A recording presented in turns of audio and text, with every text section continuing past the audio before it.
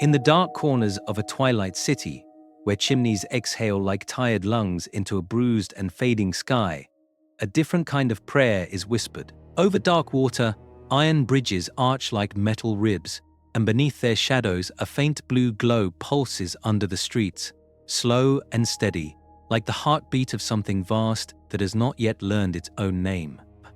In the echoing alleys beyond the veil of life that most citizens choose not to see, light leaks from shuttered windows and half-sealed doors. There, anonymous figures bend over crowded work tables, their faces lost in shadow, their silhouettes framed by glass and steel. Tools move with ritual precision, not like hammers and saws, but like censers and chalices in some mechanical liturgy. On those tables, the boundaries blur. Steel plates lie beside pale skin. Crystal shards drink in that blue radiance and answer with a soft internal fire. Wires thread through muscle the way veins once carried blood. It is not called necromancy here, yet the work is the same, the art of seizing the hidden forces of life and death and teaching them new obedience. We watch as hands, steady and reverent, trace sigils not in chalk but in solder and circuitry. A trembling limb is opened, its weakness laid bare, and in its place a joint of polished metal is set, humming with contained power. This is surgery as sacrament, innovation as invocation. To understand this city, one must first understand that its greatest magic does not speak in incantations. It speaks in gears that never sleep. Today we will journey through this half-lit realm of progress, where heroes and villains are measured not by crowns or cloaks, but by the blue light reflected in their eyes. Here, transformation is not a metaphor. It is a mandate. Flesh is a prototype. Bone is a temporary scaffolding waiting to be revised. Listen to the way they talk, these shadowed artisans of steel and crystal. They speak of shedding frailty the way others speak of shedding sin, of casting off illness, hunger, fear, of a future in which no one need bow to the slow entropy of the body. Yet beneath the reverence there is a quieter question. When we perfect ourselves, what part of us is allowed to remain imperfectly, defiantly human? Along the way, we will confront the terror braided into that promise. For every limb remade, something is surrendered. For every failing organ replaced, a choice is narrowed. Perfection is a generous word for a state that offers power, but less and less freedom. High above the water, on a rusted catwalk that trembles with the city's mechanical pulse, a single figure stands alone. Metal glints where flesh should be. Blue light seeps through the seams of their silhouettes like captive lightning. They gaze out over chimneys and bridges and that slow subterranean glow, and their voice is scarcely more than a breath. The old boundary between living and lifeless, they whisper, will not survive what is coming. Keep watching. That whisper, that promise that the old boundary will not survive, belongs to a very specific prophet of progress. It belongs to Viktor. In the forgotten corners of Piltover's gleaming towers and Zaun's poisoned depths, Viktor stands as the herald of what he calls the glorious evolution, a future where flesh is obsolete, where fragile bone and failing nerve are replaced by precision steel and hex-tech light. In League of Legends and in Arcane, he is not simply a scientist with a limp and a dream. He is an evangelist of a new kind of life. To understand Viktor, one must first recognize the shape of the archetype he inhabits. He is, in essence, a necromancer of metal. Traditional necromancy, the art of manipulating the forces of life and death, binds bones, sinew and soul into obedient unlife. Viktor performs the same blasphemy along a different axis. Where a Dungeons & Dragons necromancer raises a corpse, Viktor raises the broken body with augmentations. Where a wizard cages a soul in a phylactery, Viktor cages will and weakness inside circuitry and hextech cores. He does not simply build machines. He manipulates the boundary between life, death, and machine, operating beyond the veil of life in a register that echoes the darkest schools of magic. When he replaces his own failing limbs, when blue light seeps through his frame like captive lightning, he mirrors the necromancer who grafts undead organs to survive one more century. When he dreams of upgrading all humanity, we can almost hear the rustle of skeletal armies in the background. Yet Viktor is widely misunderstood. Many see only a simple villain, a cold antagonist to brighter heroes, or at best, a tragic side character shrouded in grim legends of obsession and loss. But his philosophy, his choices, and his methods echo some of the deepest questions we ask about magic, science, and mortality. In Arcane, his partnership and eventual rift with Jace is not just a rivalry. It is a debate over whether power should heal or command, whether progress should persuade or overwrite. Today, we will journey through Viktor's story as if we were reading a necromancer's grimoire, written in steel. Along the way, we will confront the core dilemmas his glorious evolution raises. When does healing become violation, as volunteers in Zaun awaken to find their frailty replaced by cold perfection they no longer fully control? When does improvement become tyranny, as free will is reclassified as a bug to be patched out of the human condition? And how close is Viktor's promised evolution to the necromancer's old bargain of immortality at any cost? By the end, perhaps you will see Viktor not merely as a background figure in Runeterra's lore, but as a blueprint for techno-necromancer storytelling at your own table. We will dissect his origin, his relationships, his hextech, and his ideology through the lens of Dungeons & Dragons-style necromancy. And in doing so, we will test where the soul ends and the machine begins. To speak of Viktor's techno-necromancy, we have to acknowledge something about you. If you are still here listening as we weigh souls against circuits and mercy against mutilation, you are not here for shallow villains or simple answers.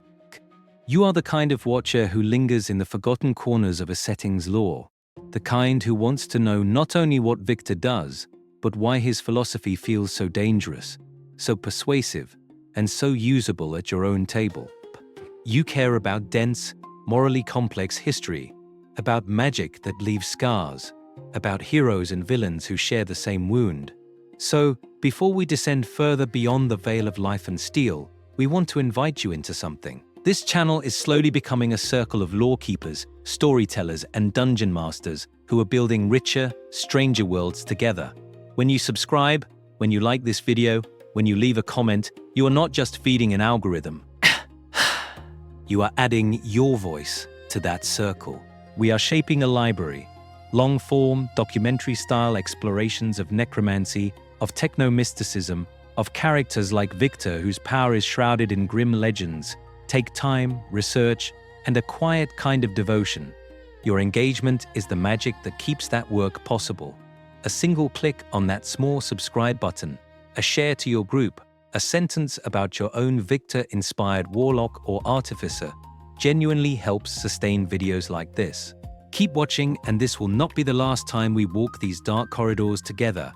We are already planning deep dives into necromancy in Dungeons & Dragons as a philosophy, not just a spell list. Examinations of lictum and phylacteries beside hextech cores.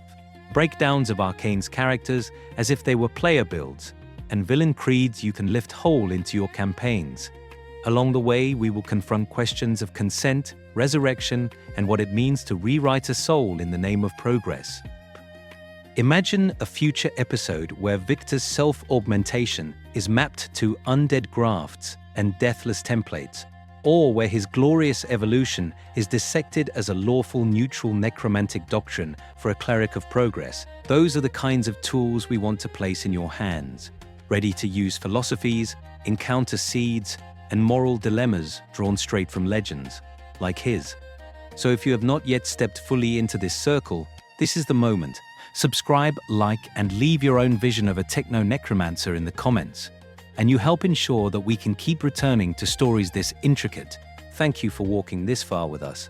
Now, to understand Viktor the Necromancer of Steel, we have to begin where all such stories start, with a fragile, mortal boy.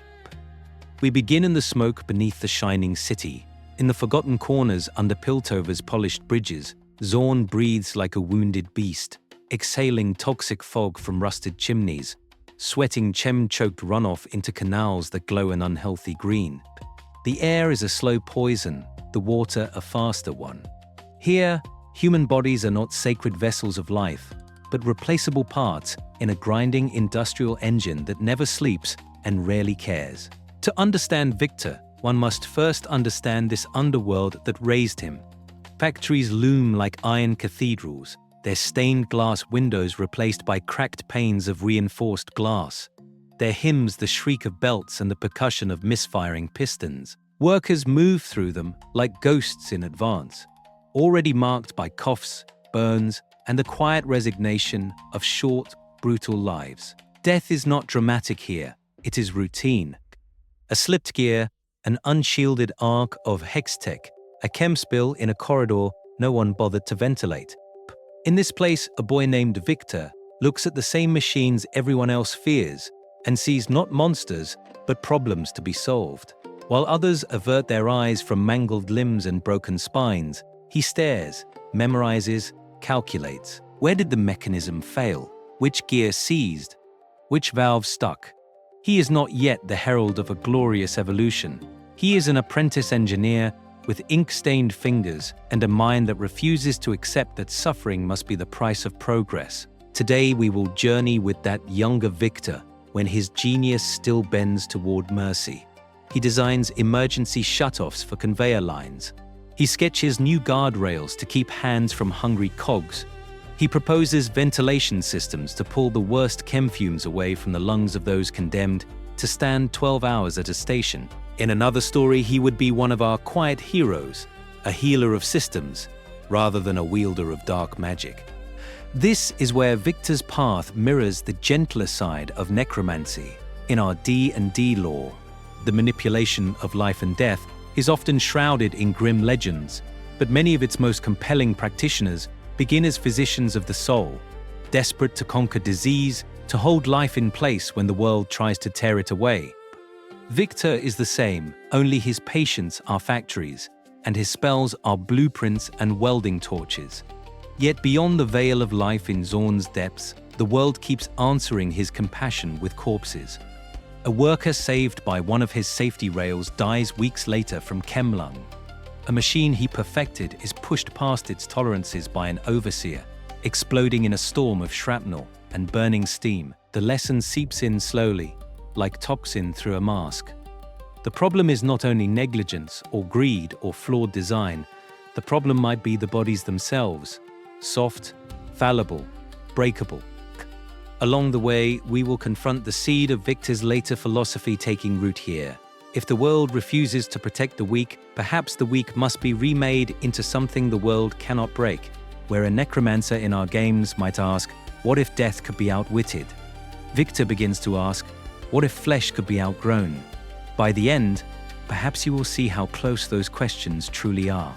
Keep watching, because one catastrophic moment in this Undercity, a single failure of flesh and steel intertwined, will finally convince Viktor that to save lives, he must first kill the idea of the purely human body. In the forgotten corners of Zaun's industrial labyrinth, beneath lamps hazed with chem smog, Viktor's work begins as a quiet benediction, not a prayer to gods, but a liturgy of levers and failsafes, of gears that halt instead of grind bone, of pressure valves that sigh harmless steam where once they screamed shrapnel. To understand Viktor, one must first see him here, clipboard in hand, voice steady, calibrating conveyor speeds so exhausted workers are not forced to sprint beside the belts, installing interlock charms and emergency cutoffs so a slipped hand means a bruised wrist, not an amputation. Each new safety protocol settles over the factory floor like a secular blessing. Accidents drop. Families keep their providers. For a time, it feels like victory, yet in those same corridors, beyond the veil of life, where necromancy in our games would whisper of souls and lingering ghosts, Viktor confronts a harsher truth. The machines fail less, and people do not.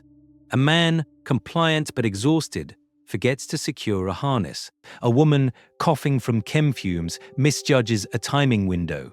A child, working an illegal shift, simply falls asleep, standing up. The diagrams were perfect.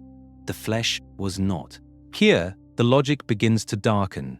If necromancy, shrouded in grim legends, looks upon the corpse and declares, This vessel was too fragile. Let us raise something tireless in its place.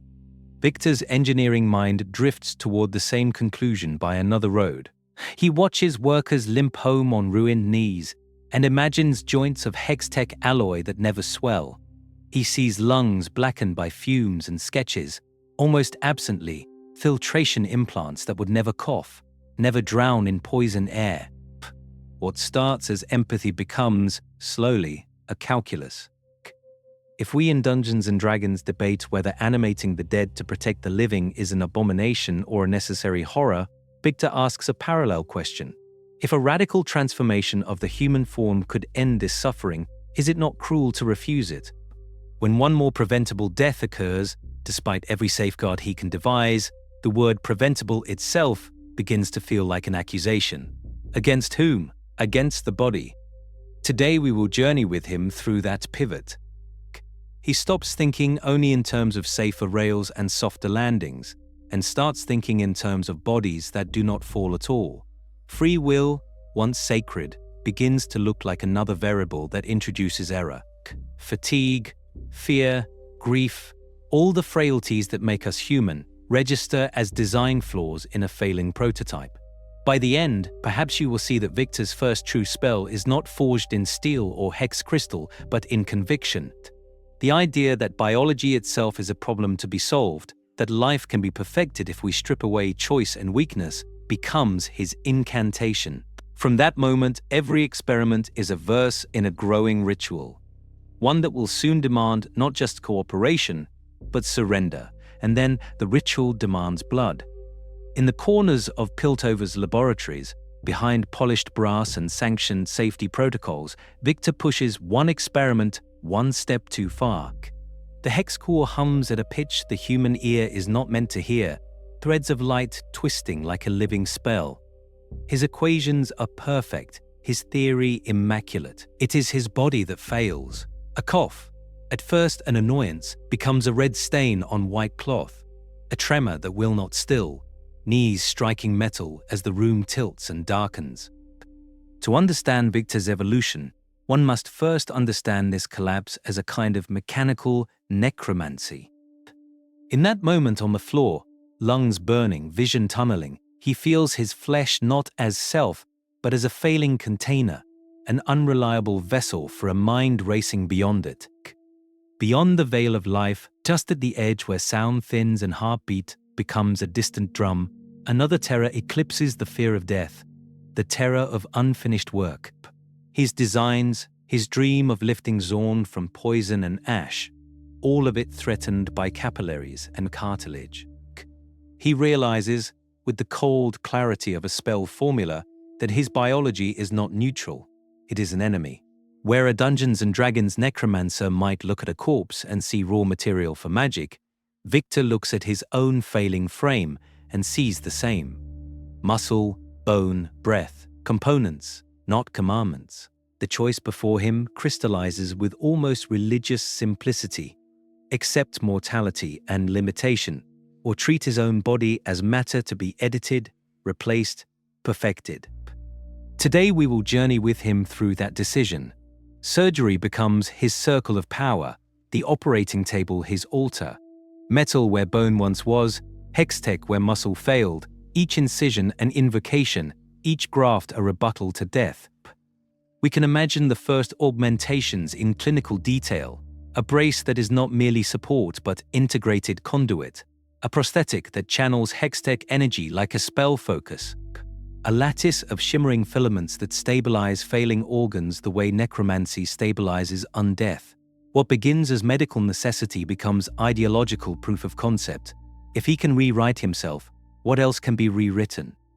Along the way, we will confront the unsettling parallel.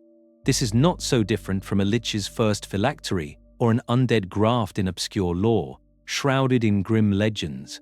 Viktor is not binding his soul to a gemstone, but he is binding his future to circuitry. When the bandages come off, there is no scream, no recoil. There is study, reflection, awe. He flexes metal fingers that answer with perfect obedience, feels hextech currents steady the faltering rhythm of his heart, and understands that he has stepped outside the old contract of life and death. By the end, perhaps you will see why. In that quiet, he does not mourn what was lost. He venerates what has begun. The glorious evolution has claimed its first true disciple, and retreat is no longer possible. In the forgotten corners where magic and machinery blur, a new kind of necromancer waits to be named. Not in crypts, but in laboratories. Not amid bones, but amid blueprints and burning hextech. To understand Viktor, one must first understand what necromancy truly is in Dungeons & Dragons. Necromancy, the school of magic that governs the energies of life and death, is far more than a catalogue of skeletons and zombies.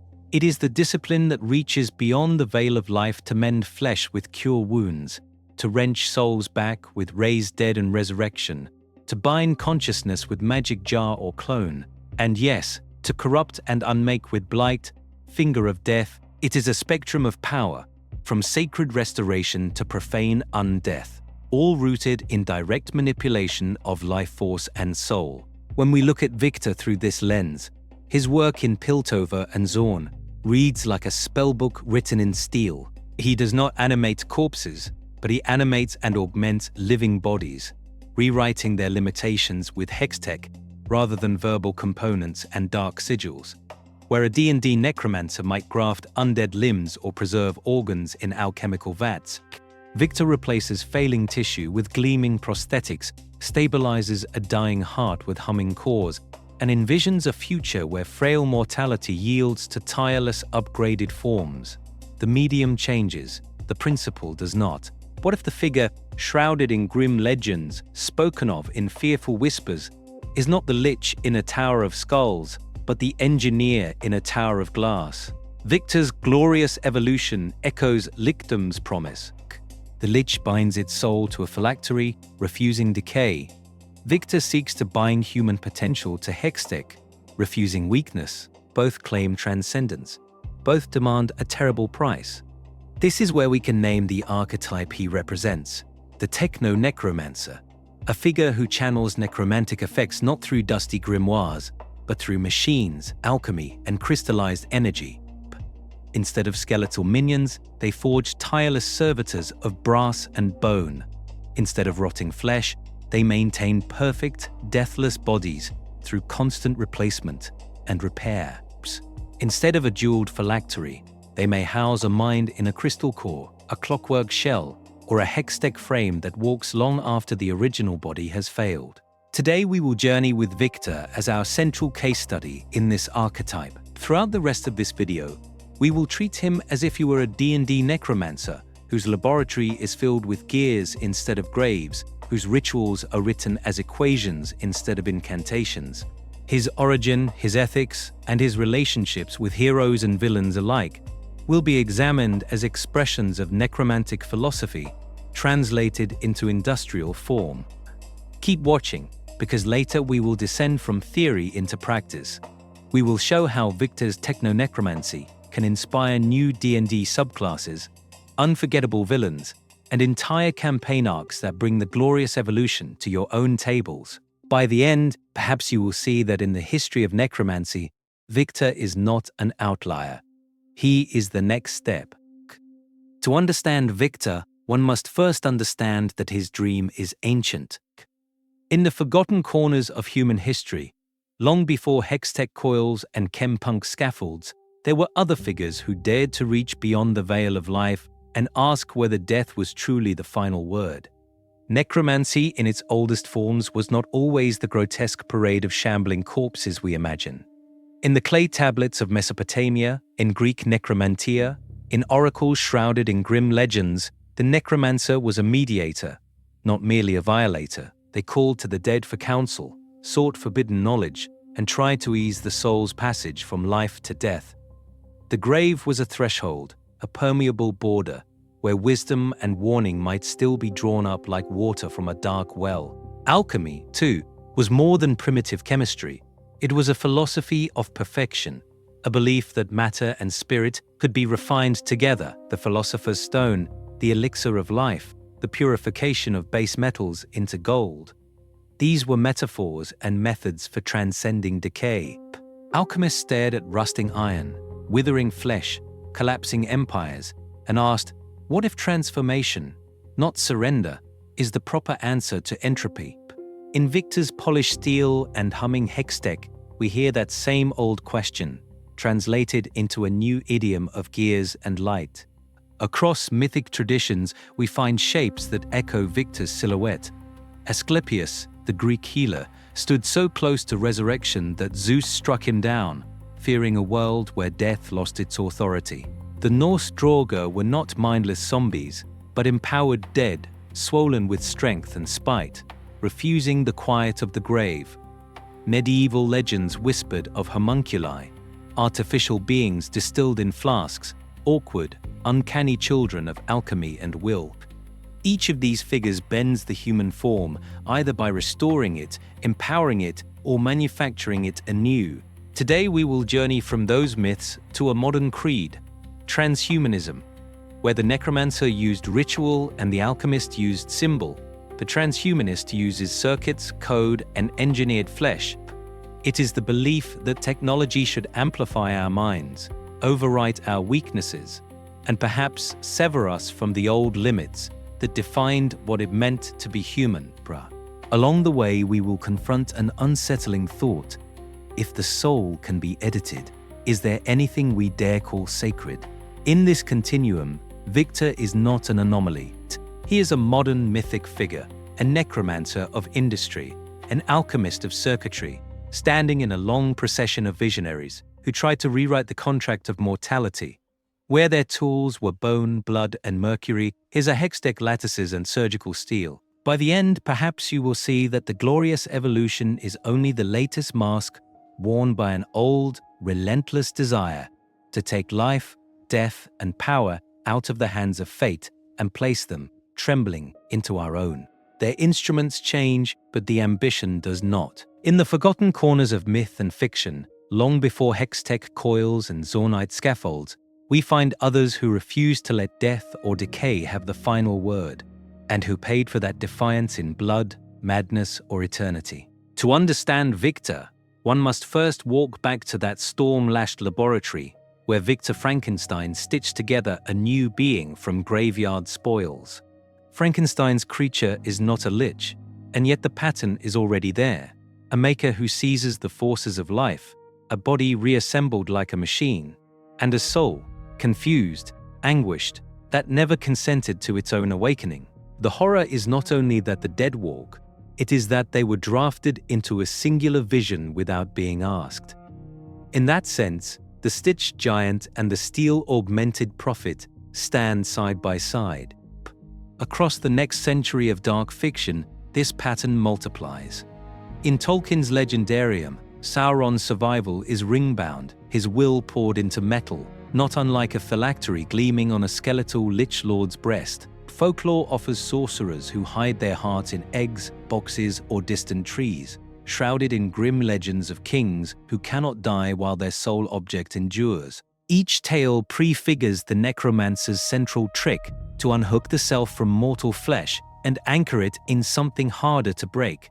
Viktor's gleaming frame and hexcore resonance echo that same impulse, only translated into circuits and crystal.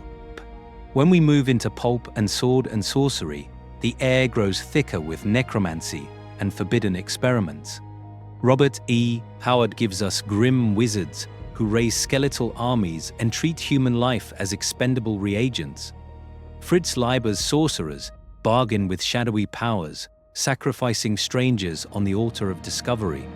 Clark Ashton Smith populates his dying worlds with alchemists who bottle souls, resculpt bodies, and record their atrocities in tomes of arcane lore. Again and again, human beings become raw material, their deaths and transformations reduced to the cost of reaching for impossible power. Along the way, we will confront another mirror, the vivisectionist genius. H. G. Wells's Dr. Moreau carves new species from screaming flesh, while later steampunk inventors bolt brass and steam into unwilling bodies. These figures, like Viktor, treat the body as a canvas and a problem to be solved. The line between surgery and mutilation, between healing and violation, dissolves beneath the scalpel. Yet beneath all these stories runs a single unsettling question. Is the true horror the transformation itself, or the erasure of consent and individuality beneath one person's radiant dream? Beyond the veil of life, where souls, circuits, and phylacteries blur together, the victim's voice is often the first thing to vanish. So when Dungeons & Dragons finally codifies necromancy as a school of magic, it inherits this entire haunted lineage. Its liches, soul jars, and deathless experiments are cousins to Viktor's glorious evolution, a modern technological mask on the same ancient fear and fascination. Keep watching, because next we will see how the game takes these anxieties and turns them into rules, monsters, and choices your heroes cannot escape. To understand Viktor, one must first understand what Dungeons & Dragons actually means when it whispers the word necromancy. In the forgotten corners of its rulebooks, behind the stat blocks and spell lists, the game quietly defines a language of life and death that every wizard and lich must speak. Necromancy, as a school of magic, is not merely death magic. It is the discipline of manipulating life energy itself, the flow of hit points, the spark of vitality, the tether of the soul. When a necromancer casts a spell, they are reaching beyond the veil of life to seize, siphon, or restore that essential force. Mechanically, D&D encodes this in a single word on a character sheet: necromancy, spell school. But behind that label lies an entire metaphysics. We see its breadth in the spells themselves. Animate Dead turns bones and rotting flesh into obedient servants, a chilling assertion that corpses are just another resource. Finger of Death channels overwhelming negative energy, blasting a creature's life away, and, if it falls, raising it as a zombie bound to the caster's will. Vampiric Touch lets you leech vitality directly, your hand becoming a conduit that drains hit points from your foe and feeds them back into your own failing body. Yet in the same school we find Raise Dead, which calls a departed soul back to its waiting shell, and Resurrection or True Resurrection in higher tiers, where death is not an ending but a costly, reversible condition. All of this rests on a cosmic foundation. D&D posits the negative energy plane, a vast, inimical realm of entropy that unravels flesh and hope alike. Undeath in this lore is not spontaneous. It is powered. Skeletons, wights, and liches are batteries plugged into that external, corrupting source. By opening a conduit to that plane, necromancers justify the existence of tireless armies and immortal masterminds, harnessing a darkness that is both tool and taint. Across the game's history, this has carried a heavy moral weight. Early editions, shrouded in grim legends of evil sorcerers and tomb-haunting villains, marked necromancy as an almost exclusively wicked path.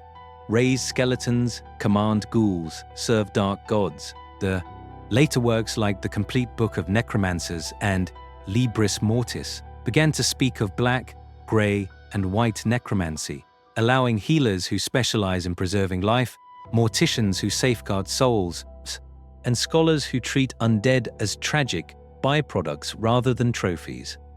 But the stigma never fully vanishes. Within this framework, Viktor becomes strangely familiar. In D&D terms, he has not opened a gate to the negative energy plane. He has discovered a new plane of hextech, steel, and chem-powered circuitry. Where a wizard would prepare Animate Dead, Viktor wires a corpse to a hex core. Where a necromancer would cast Vampiric Touch, Viktor builds devices that siphon strength, time, or will in the name of progress. He is casting necromancy-like effects without spellbooks, replacing sigils with circuitry, soul cages with glowing crystals. By the end, perhaps you will see that his glorious evolution is simply necromancy translated into metal and light, a new dialect of the same dangerous language. And once we accept that, we must ask, when does an inventor become a lich in all but name? To understand when an inventor becomes a lich, one must first understand the colors of death itself. In the forgotten corners of necromantic lore, scholars speak of a spectrum, black, grey, and white necromancy. Not as simple moral labels, but as reflections of how magic touches the soul. Black necromancy, the darkest band, is overtly harmful and coercive. The raising of unwilling undead, the draining of life to fuel one's own power, the binding of spirits into servitude that stretches beyond the veil of life. It is necromancy as violation, where autonomy is a resource to be harvested. Grey necromancy dwells in the uneasy twilight between mercy and abuse. Here we find undead laborers raised with consent, spirits called for counsel rather than chains, bodies preserved for later resurrection, so families can decide the moment of farewell. This is necromancy as compromise, not shrouded in grim legends of cruelty, yet never fully free of the suspicion that any touch upon death might slide into domination. White necromancy forms the brightest edge of this spectrum, life-affirming and reverent. Healing that knits flesh, resurrection that restores a willing soul, gentle repose that honors the dead and protects the living without trespass. This is magic that stands guard at the threshold of death, refusing to push or pull without the blessing of the one who walks it. If we translate these colors into metal and light, Viktor's early work in Zaun lies strikingly close to white, or at least to a hopeful gray. He begins as an idealistic engineer, crafting safer machines for workers crushed beneath chemtech and neglect. His designs seek to preserve life, to reduce suffering, to shield fragile bodies from the brutal forces of industry. There are no shackled spirits here, only gears and levers reimagined to spare people from maiming and death. Today we will journey deeper into that moral gradient. When Viktor first augments himself after his near death, we can see an echo of a necromancer who grafts undead organs into their own body, not to dominate others, but to escape decay. His experiments with hextech and volunteers resemble grey necromancy, enhancements offered as cures, upgrades framed as salvation for those who consent to step beyond human limits. What happens when consent is no longer required? As Viktor's belief hardens, free will becomes, in his eyes, an obstacle to progress. He is willing to impose upgrades, to rewrite minds and bodies without permission, to treat individuality as a flaw to be corrected. Functionally, this is black necromancy in a new vocabulary. Not skeletons raised from graves, but citizens reshaped against their will, their autonomy drained to feed a singular vision. Along the way, we will confront an uncomfortable truth. Viktor sincerely believes he is saving humanity. By the end, perhaps you will see that this is what makes him so dangerous. Our next step is to place his glorious evolution beside the great necromancers of fantasy and ask, is enforced perfection ever anything but undeath by another name? To understand Viktor's descent, one must first set him beside the one man who might have saved him. In the forgotten corners of Piltover's history, before they were legends, Viktor and Jace were simply two young inventors staring into the same shimmering abyss of hextech power. At first, they are a single equation, two brilliant minds, one shared dream. Harness magic to end suffering. Viktor brings method, discipline, and a relentless belief that design can correct the cruelties of life. Jace brings vision, charisma, and a fierce conviction that power must serve people, not consume them. Together they stand at the threshold, beyond the veil of life and metal, asking how far progress may go before it becomes its own kind of death. Jace, in our D&D language, is paladin adjacent. He is not ordained by a god, but he carries a code. He fears that if he reaches too greedily into the dark, if he lets hextech become unmoored from ethics, he will awaken the very monsters Piltover's heroes swear to oppose. They monitor ship. His instinct is to draw lines. No experiments on the unwilling, no sacrifices of the few for the comfort of the many, no bending of minds or bodies without clear consent. Power, for Jace, is a sacred trust. Viktor stands opposite as a kind of techno-necromancer, a lawful evil or extreme utilitarian figure in all but name. If a necromancer tallies souls, Viktor tallies futures. He looks at a suffering factory worker, a dying child, a city choking on chemfog, and he calculates, if one body, one mind, one neighborhood must be broken to perfect a device that will one day save thousands, is that not a bargain worth making? Where Jace sees horror, Viktor sees proof that sentiment is the enemy of salvation. Their conflicts follow a grim rhythm. Jace recoils when Viktor speaks calmly of experimenting on failing bodies, of rewriting flesh with hextech as though people were components to be upgraded. They monitor Shippy B. He flinches when Viktor suggests that fear and ignorance make true consent impossible anyway, so perhaps enlightened minds must decide for the rest. To Jace, this is the first step toward becoming a villain shrouded in grim legends. To Viktor, Jace's restraint is cowardice dressed as virtue, a refusal to pay the price that history demands. Today we will journey from their laboratory debates to your gaming table. This tension is a ready-made template for Dungeons & Dragons, a techno-necromancer, artificer, or wizard, convinced that enforced evolution is mercy, clashing with a paladin or cleric who believes that even in a world of necromancy and resurrection magic, the soul's autonomy is inviolable. By the end, perhaps you will see how easily such a party can fracture when the next experiment requires a living subject, and the only volunteers are the dead. Keep watching, because the question that breaks Viktor and Jace will soon confront our own necromancers. When the ritual is ready and the world is still broken, who do you place on the altar of progress? In the forgotten corners where surgeons, summoners, and artificers whisper to themselves in the dark, another question waits on the operating table.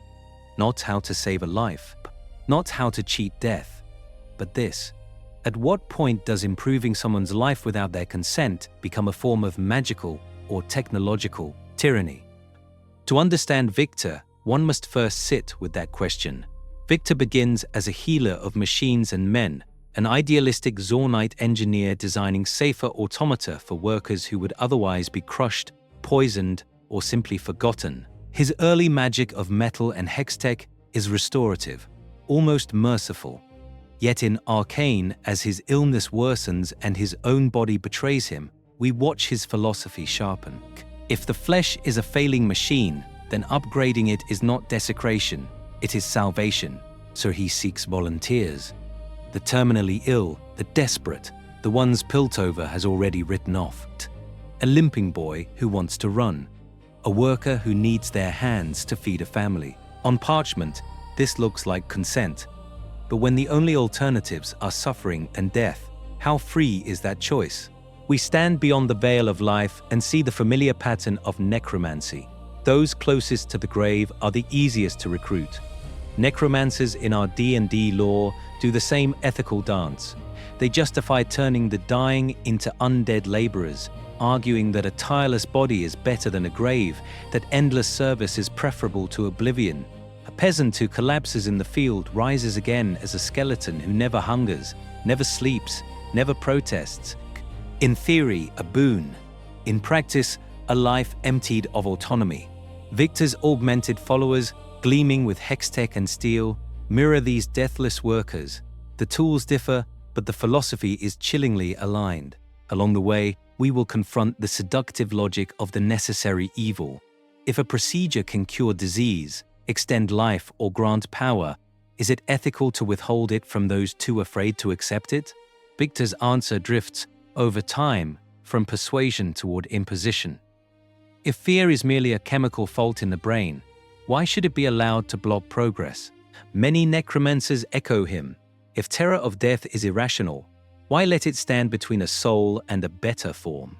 By the end, perhaps you will see that this is where heroes and villains often trade masks. Would you accept Viktor's offer of a flawless, tireless body at the cost of some autonomy? More dangerously, would you make that choice for a dying companion or for an entire city, convinced they would thank you later? In the next section, we will trace how Viktor's glorious evolution, shrouded in grim legends, becomes less an offer and more a verdict, and how necromancers, faced with similar power, may follow him step for step. To grasp why Viktor's verdict feels inevitable, we must look not only at his body of metal and light, but at the power that made it possible. In the forgotten corners beneath Piltover's gleaming bridges, hextech hums like a captive star, and chemtech seethes like bottled decay. Together they form a new cosmology of magic, a modern echo of D&D's planes of radiant and negative energy. Hextech, in Piltover's official history, is a triumph of science. Refined blue crystals, disciplined runes, elegant devices. But Hextech, the truth beneath the marketing, is a semi-mystical force that does not simply power gadgets. It rewrites rules. In Dungeons & Dragons terms, it behaves less like a mundane resource and more like a planar conduit, a structured torrent of reality editing energy that can bend distance, matter, even thought, much as the negative energy plane bends the boundary between life and death. Piltover's heroes treat this power conservatively. A stable bridge here, a defensive weapon there, prosthetic limbs that restore lost function but politely stop at the skin. Viktor looks at the same shimmering core and sees something far more radical. Where they see tools, he sees a script. Where they see engines, he sees a grammar for rewriting biology, consciousness, and the very definition of life itself. Hextech to him is not an accessory. It is scripture for a new school of necromancy. To understand Viktor, one must first understand Zaun's reflection of this power, Chemtech. If Hextech is the bright theorem, Chemtech is the failed experiment, the runoff, the residue. It is what happens when that same reality-bending potential is filtered through desperation, greed, and neglect. Zaun's alchemical horrors, shimmer-twisted bodies, gas-masked enforcers, plague labs where flesh blooms in the wrong directions, are what D&D would call necrotic manifestations. Plagues, abominations, mindless undead, born not from ritual circles, but from leaking vats. This is not simply good crystal, bad sludge. It is a spectrum of the same underlying force. Hextech is structured, crystalline order. Chemtech is its chaotic shadow. In D&D cosmology, both would trace back to the same distant plane, one channeled through careful sigils, the other through cracked pipes and shattered wards. Viktor's genius is that he recognizes this unity. He does not flinch from Chemtech's atrocities. He studies them, abstracts them, and then folds their lessons back into his Hextech designs. In his philosophy, Hextech becomes a new divine fire, an industrialized positive and negative energy fused together, while Chemtech is the warning and the raw material. The human body, once merely mortal, becomes a canvas where these forces can be inscribed, balanced, and, in his view, perfected.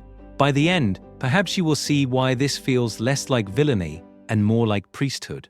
Within a D&D framework, what Viktor has discovered is effectively a new school of necromancy, one that no longer draws from a distant negative energy plane, but from an arcane technological layer suffusing his world. His constructs are not skeletons, but augmented citizens.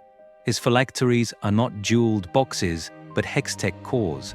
His rituals are performed with welders and runes instead of bone dust and black candles. Keep watching, because in the next section, we will follow how this industrial necromancy reshapes not only Viktor's body, but the very soul of Piltover and Zaun. If Viktor's own body is the prototype phylactery, then his first patients are the trial undead. Not corpses dragged from graves, but living souls standing on the threshold of failure. In the forgotten corners of Zaun's hospitals and rusted infirmaries, he appears not as a villain, but as a last, improbable hope. He calls them procedures, not rituals, cures, not conversions.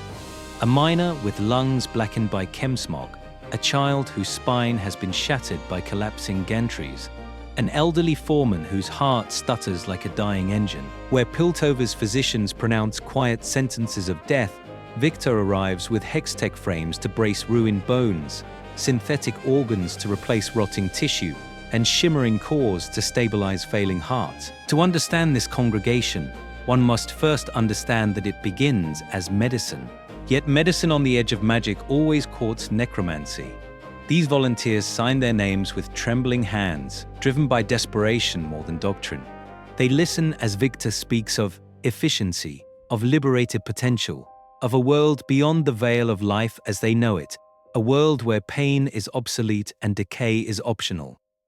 Some weep with gratitude, some ask in hushed voices what they will still feel, what they will still dream. All of them fear, quietly, what they might become. We can hear in their questions the same tremor that echoes through Dungeons and Dragons when a mortal bargains for undeath. Is a twisted continuation of life, better than Oblivion case. A Zaunite worker accepting a steel arm in place of a crushed one mirrors the peasant who agrees to be bound as a deathless guardian. The promise is the same. You will not die today. The price is the same. You will not be entirely you tomorrow. Each success is a revelation. The miner rises without coughing, breathing through polished vents that never clog.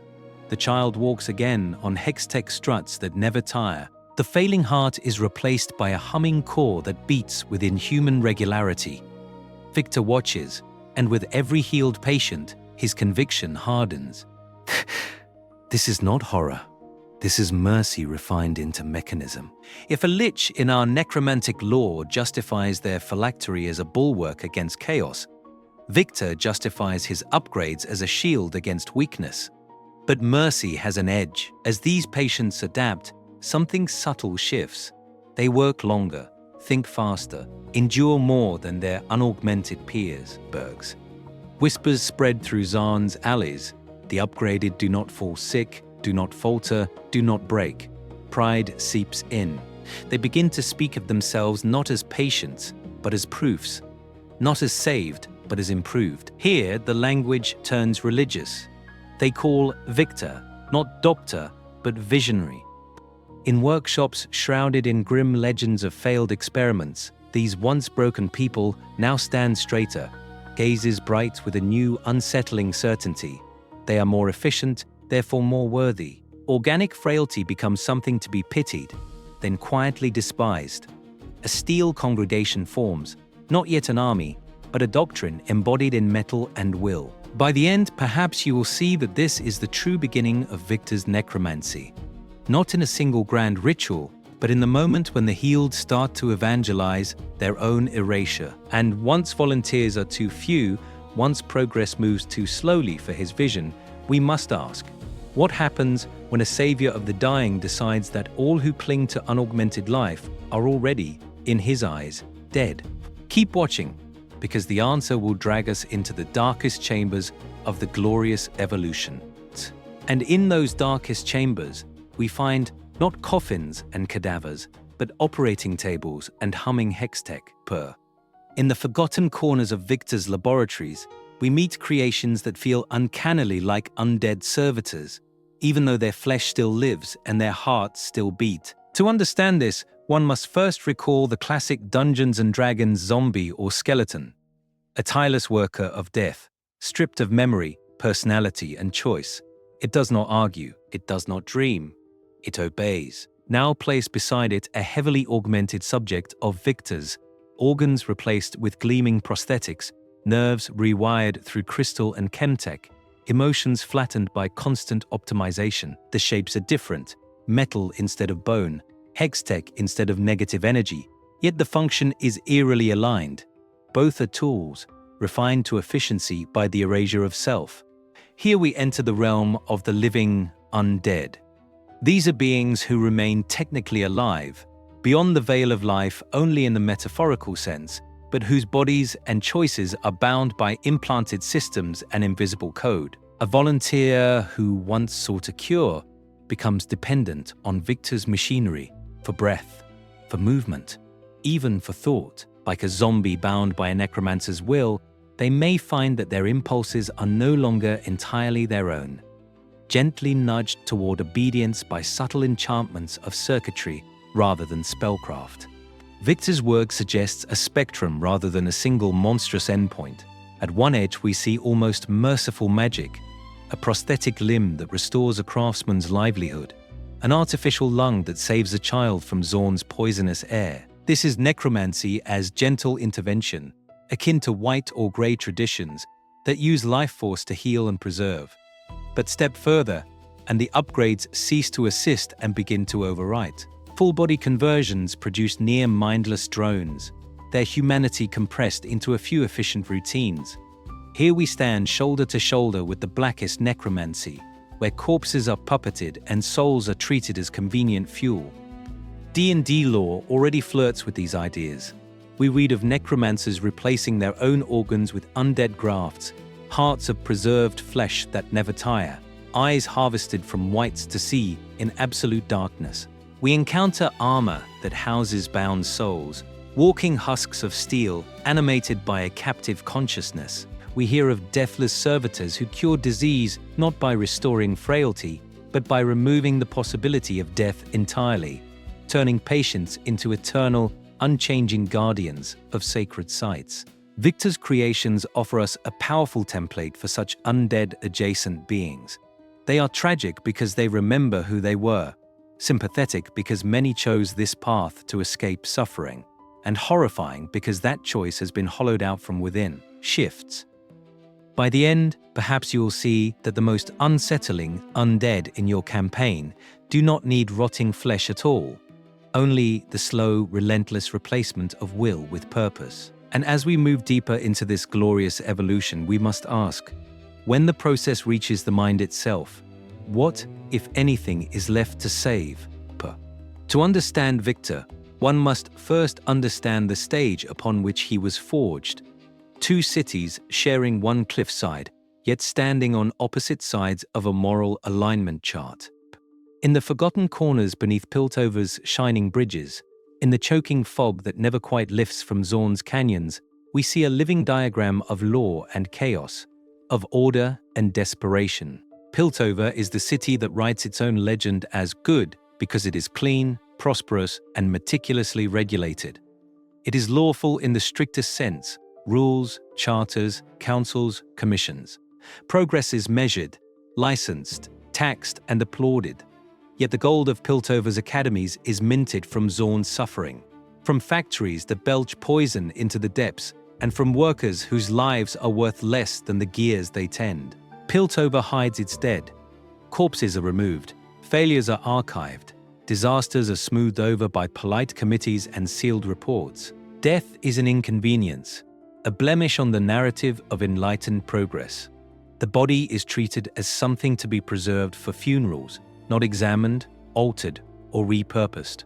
Officially, at least, Piltover recoils from anything that feels like necromancy, from any magic or machine that reminds it that life and death are forces rather than mere statistics on a ledger. Zaun, by contrast, lives beyond the veil of life in a far more literal way. Here, chaos is not a philosophy, but a condition of existence. Regulations dissolve in the acid rain. Chem barons rule by coin and violence. Survival demands risk, and in that crucible, moral lines blur until they feel like luxuries. Bodies are not sacred, they are resources. Limbs are replaced with chemtech, lungs with filters, eyes with lenses that can see through the smog. Death is not hidden, it is piled in alleys, dissolved in vats, or dissected on makeshift tables by desperate innovators searching for one more way to endure. In this split alignment, Viktor stands precisely at the fault line. He is a product of Zaun's chaos, a child of the sump who learned that flesh fails and that mercy without power is useless. Yet he is also a devoted student of Piltover's order, trained in its academies, fluent in its diagrams, its equations, its belief that the world can be improved through structure. Along the way, we will confront how those two inheritances fuse into something terrifying. A mind that thinks in rigorous, lawful patterns, but pursues radical, almost chaotic innovation. Viktor is, in many ways, a lawful evil necromancer, translated into metal and hextech. He does not raise skeletons, but he does treat the human form as raw material to be perfected. Like the necromancer who justifies atrocities with strict logic and elaborate treatises on the greater good, Viktor builds a philosophy in which free will is an obstacle, and involuntary augmentation is a moral duty. By the end, perhaps you will see that Piltover and Zaun together wrote his creed. From Piltover, he inherits the conviction that progress is destiny. From Zaun, the willingness to pay any price in blood, flesh, and identity. It is an alignment cocktail, perfect for a Dungeons & Dragons villain or anti-hero, lawful in method, radical in vision, and shrouded in grim legends of what must be sacrificed so that the future can live. Lawful in method, radical in vision. That alignment cocktail becomes lethal the moment Viktor decides that choice itself is the flaw in the system, that the raw material of progress cannot be trusted to guide its own destiny. To understand Viktor's heresy, one must first listen for it in the quiet places of his story. In the forgotten corners of Zaun's hospitals and factories, we see him watching people refuse his innovations, workers who cling to familiar, dangerous tools, patients who fear experimental hextech grafts, leaders who delay reforms because they are not ready. Again and again, the pattern repeats. Left to their own devices, people choose comfort over transformation, familiar suffering over uncertain evolution. In that repetition, his patience dies. We hear the turning point in lines where he speaks of progress as inevitable, as something that must be brought to the masses rather than built with them. The language of partnership dissolves. What remains is the language of inevitability, of destiny enforced. When he looks at Piltover's councils and Zaun's chem barons and sees only fear, cowardice, and self-interest, he reaches a terrible conclusion. Free will is not a sacred flame. It is a statistical error. From there, the logic unfolds with chilling clarity. Suffering, to Viktor, is a mathematical problem. Disease, fatigue, fear, even death itself are variables in an equation that hextech, chemtech, and augmentation can solve. But equations do not tolerate sabotage. If individuals insist on making choices that perpetuate their own weakness and the system's cruelty, then those choices must be removed from the model. Autonomy becomes noise in the data, and noise must be filtered out. Here, the parallel to necromancy in Dungeons & Dragons becomes unmistakable. Black necromancers argue that allowing people to die and rot is wasteful when their bodies and souls could serve a greater purpose as undead soldiers, workers, or guardians. Viktor's glorious evolution is the same creed translated into metal and light. It is inefficient, even immoral, to let fragile flesh dictate the pace of history when it could be reforged into tireless, obedient instruments of progress beyond the veil of life. And like those necromancers, he wraps this violation in a terrible compassion. Imagine a world without disease, fear, or exhaustion, where no worker collapses in the mines, no child coughs in Zaun's poisoned air, no mind is dimmed by hunger or pain. If that world is truly possible, is it not monstrous, he asks, to allow people to refuse it? By the end, perhaps you will see why his argument is so seductive and so deadly. Because once a character crosses that line, seeing people as variables in an equation rather than agents in their own story, can they ever truly be a hero again? Or have they already become something closer to the Lich King of progress, shrouded in grim legends of what they were willing to erase? Keep watching. To turn that thesis into a villain we can actually place on the table, we have to translate Viktor into something like a stat block, without ever reducing him to numbers. In the forgotten corners of our campaigns, where character sheets meet philosophy, he becomes less a bundle of hit points and more a constellation of terrifying convictions. Imagine his mental scores written in narrative ink. Intelligence towering, a mind that can map the architecture of a soul the way others sketch a floor plan. Wisdom, piercing, he reads fear, pain, and longing in a heartbeat and knows exactly which promise of relief to offer. But his body, without metal and hextech, is frail, marked by illness and the slow betrayal of flesh. Every plate, brace, and gleaming implant is not just armor, it is an argument against his own mortality. His ideals and flaws are not separate lines on a character sheet. They are the same sentence: progress. Ideal, progress must be pursued. Flaw, at any cost. This is the creed that drives him beyond the veil of life, past ordinary necromancy into a colder calculus, where suffering is a temporary bug in a system he intends to rewrite. His lair should feel like the physical manifestation of that creed, a fusion of laboratory and temple. Assembly lines of half-finished bodies hang in quiet rows, metal limbs suspended like votive offerings, hextech cores hum with captive light, bathing the chamber in a holy, surgical glow. Disciples move through the space with almost monastic calm, lying upon steel altars to receive their blessings, whispering prayers not to gods, but to the process. Here, his signature abilities emerge as liturgy. Where a necromancer might raise bones, Viktor upgrades living and dead alike. Mid-combat, he can flood an ally's implants with power, overclocking their reflexes, hardening their skin to steel, or replacing a failing organ with a whirring substitute in a flash of cold light.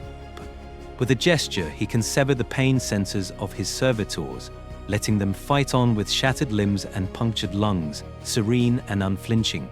He reaches not for bodies, but for minds. A character whose blood has ever mingled with his devices feels a sudden stillness, a foreign directive sliding through their nerves like a whispered command. For a moment they are a passenger in their own flesh, forced to watch as their hands enact his will. His defenses are layered far beyond steel doors and automated guardians. The true traps are philosophical. Holographic schematics and recorded testimonies offer each hero a tailored temptation, a prosthetic that would restore a lost limb perfectly, a cure for a creeping disease, a world where no child dies in the dark. To understand Viktor, one must first understand that every offer is sincere, and that is what makes it dangerous. So when we design him, we should not think of Viktor as a boss to be killed, but as a thesis to be confronted. The encounter is an examination. By the end, perhaps you will see that victory lies not only in dismantling his machines, but in answering his question, what price are you, personally, willing to pay for a better world? And what will you refuse, even as the power to end all suffering hums at your fingertips? But let us break the pattern for a moment. In the forgotten corners of our own tables, beyond the veil of life and death on the character sheet, we can turn the lens.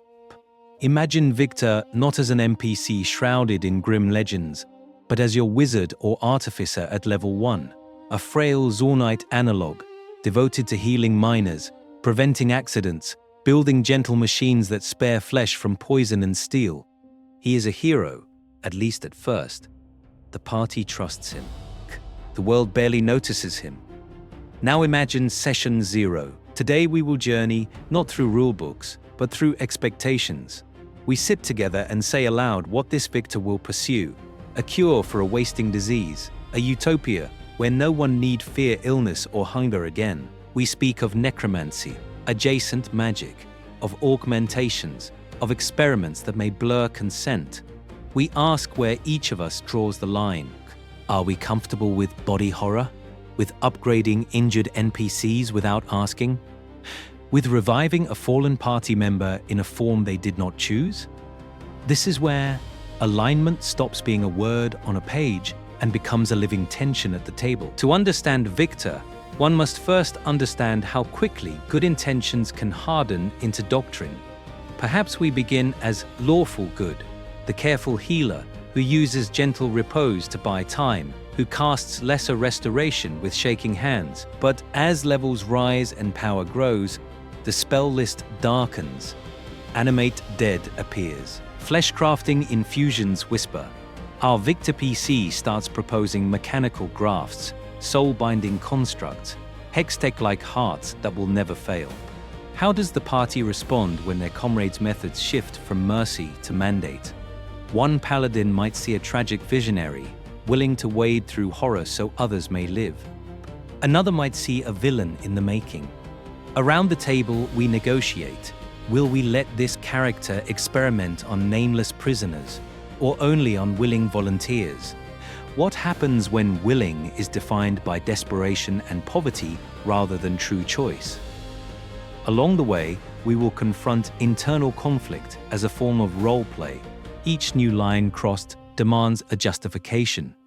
The Viktor PC tells himself that the first forced upgrade is an emergency, the second a regrettable necessity, the third a prototype for universal salvation. He may keep a ledger of saved lives, a history of every disease eradicated by his work, weighing them against the screams in his laboratory.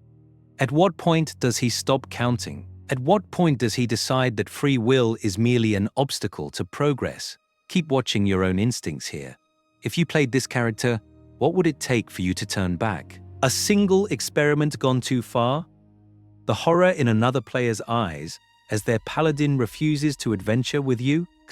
Or would you double down, embracing lich-like transcendence through steel and soul, becoming the campaign's central threat by slow degrees, rather than sudden betrayal? By the end, perhaps you will see Viktor not as a distant villain, but as a mirror for your own moral thresholds. Tell us in the comments, would you ever play a techno-necromancer like Viktor, and how would your table shoulder the ethical weight of that story? To understand why Viktor feels so necromantic, one must first watch how Arcane lets his body fail in front of us. In the forgotten corners of Piltover's gleaming vistas, the camera keeps returning to the same quiet humiliation. The coughing fits that double him over, the labored hand on a railing as he drags himself up endless stairs, the way his breath shudders while the city's towers loom like indifferent obelisks of light. We are shown again and again how small he is. Often he is framed at the bottom of the shot, swallowed by vaulted ceilings and vast windows, his thin frame carved out in shadow while the golden city blazes beyond. Light and darkness do not just illuminate Viktor, they judge him. Warm sunlight pours past him, onto others, while he stands half-silhouetted, a figure already slipping beyond the veil of life, caught between brilliance and the encroaching dark. Against that frailty, his augmentations arrive as a slow, visual contagion. At first, we only notice braces, a cane, the slight metallic glint hidden beneath cloth. The machinery is shy, apologetic, framed in soft focus as if the world is politely pretending not to stare. But as his philosophy hardens, the metal steps forward. Braces become articulated limbs, runes and hextech cores begin to glow, and the lines of his body straighten into something inhumanly precise. This is the language of lichdom translated into steel. A traditional necromancer sheds flesh for withered bone. Viktor sheds weakness for luminous prosthetics. Each new device steals a little more of his organic silhouette until the man and the machine are indistinguishable, a living phylactery walking through Piltover's ivory halls. Arcane reinforces this with a ritual gaze. Before each major procedure, the camera lingers on surgical tools laid out like relics upon an altar. Scalpels, clamps, hextech injectors, diagrams pinned in careful symmetry. Hands are washed, gloves are drawn tight, lenses are adjusted. There are no skulls, no corpses shrouded in grim legends, yet the feeling is unmistakable, Cav. We are witnessing a rite. The cutting of flesh, the insertion of crystal and gear, is framed with the same reverence a priest might bring to anointing the dead. They monitor shipsong, listen to the sound as Viktor changes. Early on, his scenes are wrapped in gentle, melancholic strings and soft piano, music that treats him as a healer, a quiet hero struggling against cruel forces. As the augmentations advance, those themes thin and cool, mechanical ticks, distant chimes, and low, humming drones begin to intrude, until his presence is heralded by the whisper of servos and the crystalline throb of hextech. The score itself walks from life toward a colder, engineered form of death. For us as DMs and writers, Arcane offers a powerful toolkit. If we wish to evoke necromancy without a single skeleton, we can do as the show does, linger on the instruments of transformation, let the audience hear every ragged breath, every faltering heartbeat, and then contrast it with the clean, merciless certainty of metal. Along the way, we will confront how a simple shot of a trembling hand reaching for a scalpel can say more about forbidden magic than a dozen robed cultists. Keep watching, because in the next part, we will take these visual lessons and translate them directly into encounter design and description, turning your own techno-necromancers into presences the table can almost see and hear in the dark. We have watched the trembling hand reach for the scalpel. Now we must ask whose hand it is and whose heart is on the table. In the forgotten corners of Viktor's story, beyond the veil of life and metal, the most terrible experiments are not performed on flesh alone, but on trust, on love, on the fragile bonds that once tethered him to ordinary humanity. To understand Viktor, one must first remember that he did not begin as a monster of chrome and hextech. He began as a Zaunite idealist, a quiet engineer, who wanted workers to live through the shift, who designed machines so that others would not be maimed or crushed. Friends, mentors, even potential partners saw in him a gentle, driven mind, a man whose power was guided by compassion. Yet as the accident shattered his body and the augmentations took root, that circle narrowed. Where Jace saw a colleague and equal, Viktor began to see only a variable in a grand equation. This is where his tale folds cleanly into necromancy's own lore. The classic D&D necromancer, shrouded in grim legends, embraces undeath to continue their work, and in doing so steps outside the rhythm of life and death that shapes everyone else. Pass. Lovers age. Students die. The lich remains, brilliant and untouched, but unable to laugh at mortal joys that now feel painfully small. So too with Viktor. As steel replaces sinew and hextech replaces breath, his capacity to inhabit ordinary moments withers. We see it in the way people recoil from his new form, in Arcane and in the written history alike. A cough becomes a mechanical rasp. A comforting hand becomes a cold, articulated claw. Those who once saw a man now see an unsettling silhouette, a reminder that he chose to carve away pieces of himself. They do not understand how he can sacrifice his own humanity. He does not understand how they can cling to frailty when the glorious evolution is within reach. Here, Viktor mirrors the necromancer who replaces organs with undead grafts, who binds their soul to a phylactery so that no disease, no blade, no accident can end their work. The cost is intimacy. How do you hold a lover when your touch feels like the grave? How do you sit at a friend's bedside and accept their death when your entire philosophy is a rebellion against endings? Does Viktor feel grief and regret, or does he transmute those emotions into fuel? The lore suggests a man who does both. He mourns, but he also abstracts. A dying friend becomes a data point, proving the necessity of his upgrades. A failed relationship becomes evidence that free will is an obstacle to salvation. Like a necromancer who justifies raising the dead as better than rotting in the earth, Viktor insists that enforced perfection is mercy. By the end, perhaps you will see the quiet horror here, a man who loves humanity so much that he can no longer bear to leave it human. So we must end this part with a question that lingers like the echo of a spell. If you knew that transcending your body meant losing the people who love you as you are, would you still step onto the operating table and let the scalpel fall? Keep watching, because next we will follow that scalpel's path into your own worlds, turning Viktor's tragic evolution into concrete choices for your necromancers, your heroes, and your villains at the table. So let us follow that falling scalpel into the world itself. In the forgotten corners of smog-choked cities, in the alleys where plague carts rattle and priests have stopped answering doors, a new gospel rises. Not incense and hymns, but the hiss of valves and the glow of rune-etched steel. This is the Church of the Glorious Evolution, or perhaps the Guild of the Second Flesh, a faction that preaches not merely survival, but salvation of the body through augmentation. To understand this church, one must first imagine its sermons. A high augur strides forward on gleaming prosthetic legs, their ribs laced with crystal conduits. They speak of a world that has failed its people, of necromancy that hoards life and death as private power, and then they offer miracles, replacement arms for maimed workers, alchemical lungs that filter poison, eyes that see through dark and illusion alike, picks. Where clerics of healing demand tithes and penance, the evolution asks only one thing: consent to be remade. Yet, consent is a fragile word.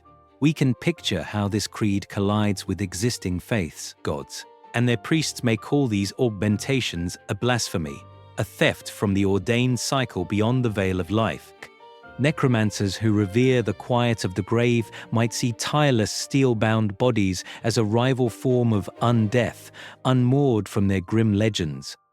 At the same time, deities of knowledge, craft, or progress may whisper blessings over laboratories and forges, forging secret alliances with the machinists against more traditional temples. Socially, the impact is seismic. In factory districts, desperate workers line up to trade sleep and hunger for tireless forms that never tire, never cough, never strike. Nobles shrouded in velvet and fear visit hidden salons where discreet surgeons graft youth-preserving plates beneath their skin and replace failing hearts with humming crystal cores. And in the shadows, black markets thrive, illegal grafts ripped from corpses, soul-binding devices that promise obedience, and experimental augmentations that no reputable guild will sanction. Here, necromancy and machinery merge most dangerously around the soul. Some sects claim their augmentations gently trap souls in bodies that cannot die, creating a kind of polished, waking undeath. Others reroute souls into crystalline matrices, turning people into walking phylacteries, whose destruction is an ethical catastrophe. A radical splinter doctrine insists that a fully augmented being is neither alive nor dead, but a third category that confuses resurrection magic entirely. Imagine a cleric casting raise dead on a fallen cyborg and hearing only static where a soul's echo should be. What if the only ones who survived the next catastrophe were these altered faithful? That question becomes a campaign hook. A great city debates whether to legalize the glorious evolution, as guilds, churches, and necromancers lobby furiously. A plague sweeps the land, and only bodies reinforced with steel and runes endure, forcing heroes to decide who receives the scarce upgrades. Somewhere, a prophecy circulates, shrouded in grim legends, that the world will end in flesh and fire unless humanity abandons its mortal coils. By the end, perhaps you will see that this is not just a faction, but a fault line. In our next section, we will step across it, turning these doctrines into villains, allies, and player options, who carry the glorious evolution into your stories with terrifying conviction. We have traced the fault line in Viktor's creed, now we let it cut through flesh. In the forgotten corners of your campaign worlds, the glorious evolution does not remain a slogan or a sermon. It becomes a subclass, a spell list, a ritual carved into steel and soul. To understand this path, one must first imagine a wizard or artificer who treats their own body as their first experiment. Picture a disciple of the evolution, a techno-necromancer whose features replace sinew with servo.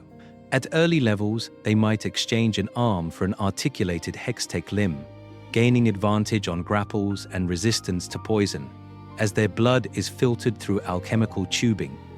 Later, plated skin grants immunity to disease and resistance to necrotic damage, as if death itself struggles to find purchase on cold metal. But there is a cost. Animals shy away. Insight checks against them gain a bonus as their micro-expressions fade.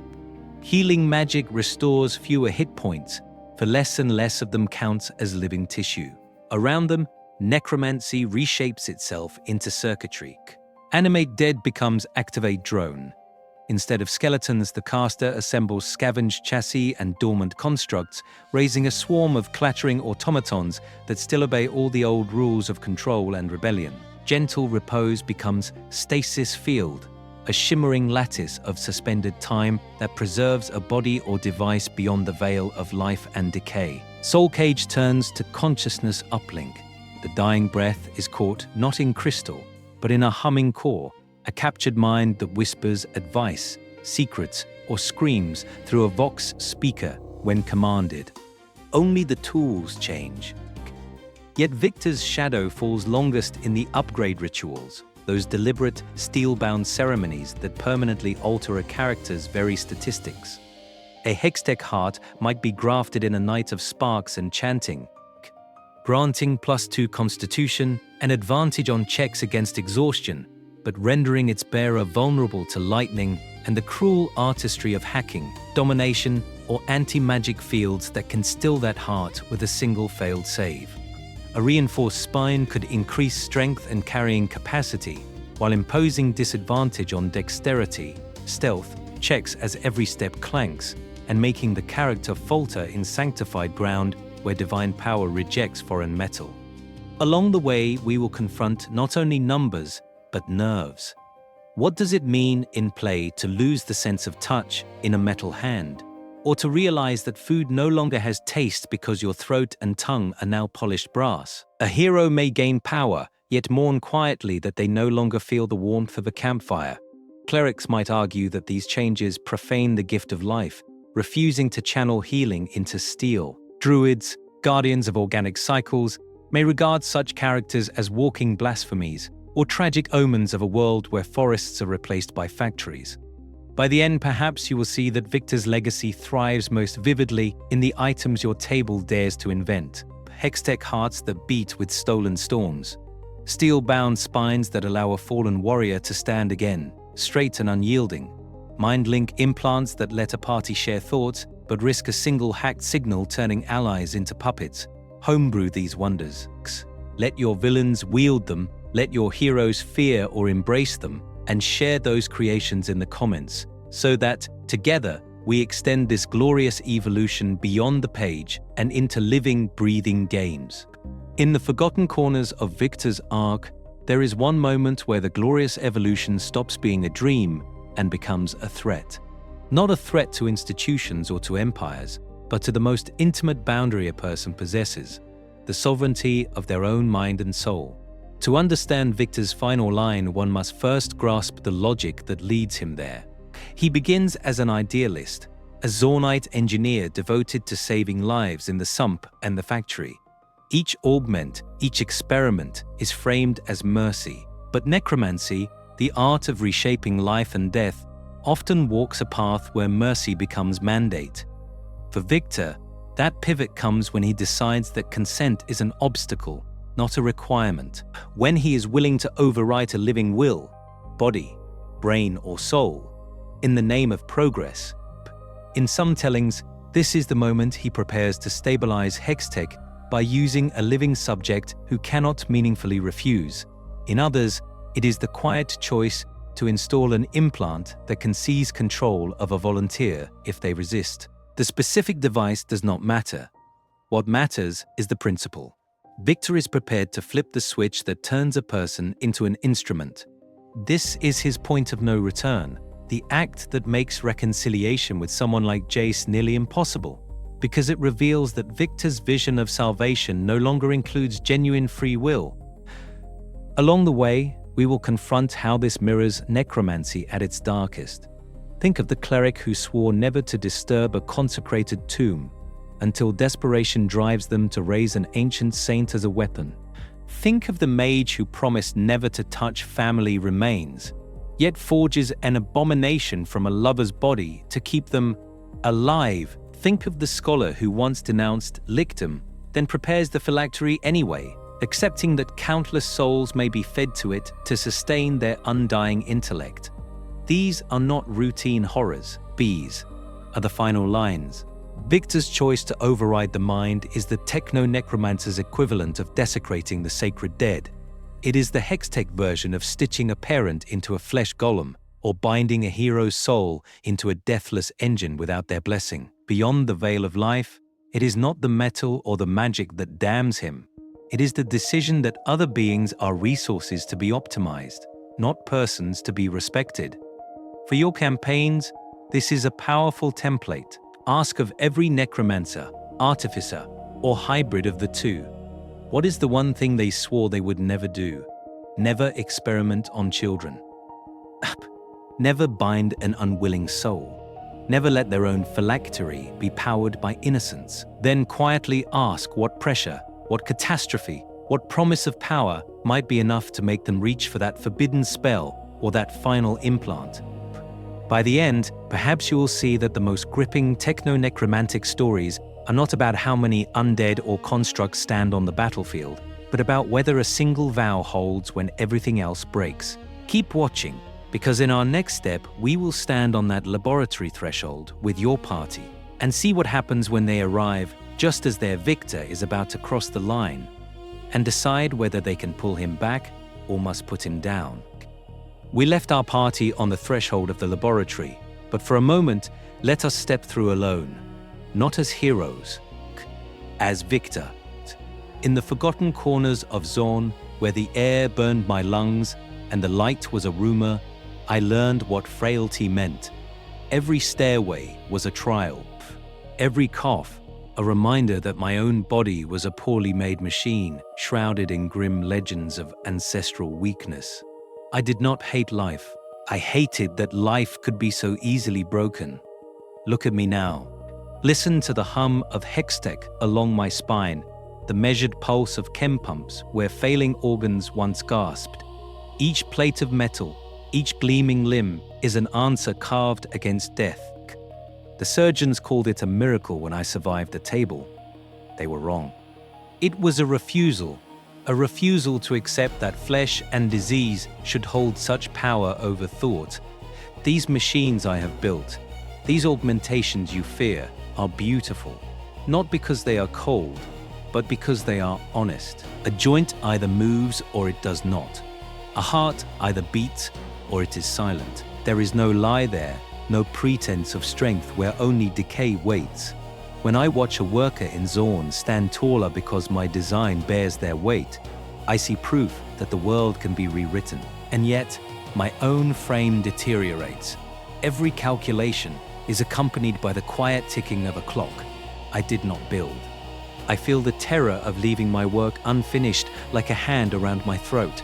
Beyond the veil of life, there is only the waste of unrealized design. That is the only death I fear. So understand this. Fear itself is the last chain binding humanity to the grave. Not necromancy, not magic, not the dark forces of death, but the simple terror of change. My core belief is simple. Break that chain, and we ascend. Leave it intact, and we crawl. You call it violation when I override consent. You speak of choice, of autonomy. I speak of grandchildren who will never learn the word disease. You will thank me when no child in Zaun counts their remaining breaths like coins. You will curse me now and build statues later. Still, there is a question that returns in the quiet hours. Am I still the boy from Zaun who only wished to save lives? Or did he die on that operating table, his place taken by this articulated revenant of steel and purpose? Sometimes, when the lab is empty and the hex core sleeps, I listen for his answer. He does not speak. Today we will journey back from that voice. Let us return to our vantage as storytellers and players, and sit with the discomfort of having just walked beside a man your characters might need to kill. By the end, perhaps you will see your Viktor differently when we next step into his lair and decide whether you are confronting a villain or the inevitable future. And when we step back from Viktor's lair, when the echo of that mechanized voice fades, we must ask a quieter, sharper question. Whose bodies built this future he promises? The mean Piltover's polished bridges. His glorious evolution does not begin with the counselors or academy luminaries. It begins with the sick, the disabled, the poor, and the desperate. It begins with the factory worker whose lungs are already half claimed by chem smog, the child whose legs never formed correctly, the patient whom every respectable surgeon has already abandoned. To understand Viktor's magic of steel and hextech, one must first see who stands at the front of his line. Necromancy, the art of manipulating the energies of life and death, has long been shrouded in grim legends of grave robbers and corpse thieves. Yet in practice, its first recruits are often the same, those with the least power to refuse. The nameless dead in paupers' fields, the debtor who signs a contract promising post-mortem employment, the dying soldier who accepts an offer of undead immortality in exchange for body and soul. Viktor's medical miracles echo this bargain. Consent is offered, yes, but under the shadow of death, starvation, or life in Zaun's depths. Along the way, we will confront a recurring pattern that runs like a dark thread through both techno-augmentation and necromancy. At the bottom, these arts are sold as survival. The chem-scarred dockhand volunteers for a hextech brace that might also make him stronger on the line. A plague-stricken mother accepts a mechanized lung because her children cannot afford to lose her. In a D&D necropolis, a city of the dead beyond the veil of life, the poor sign away their remains to a guild of necromancers, becoming tireless skeletal labor in exchange for a small pension paid to their families.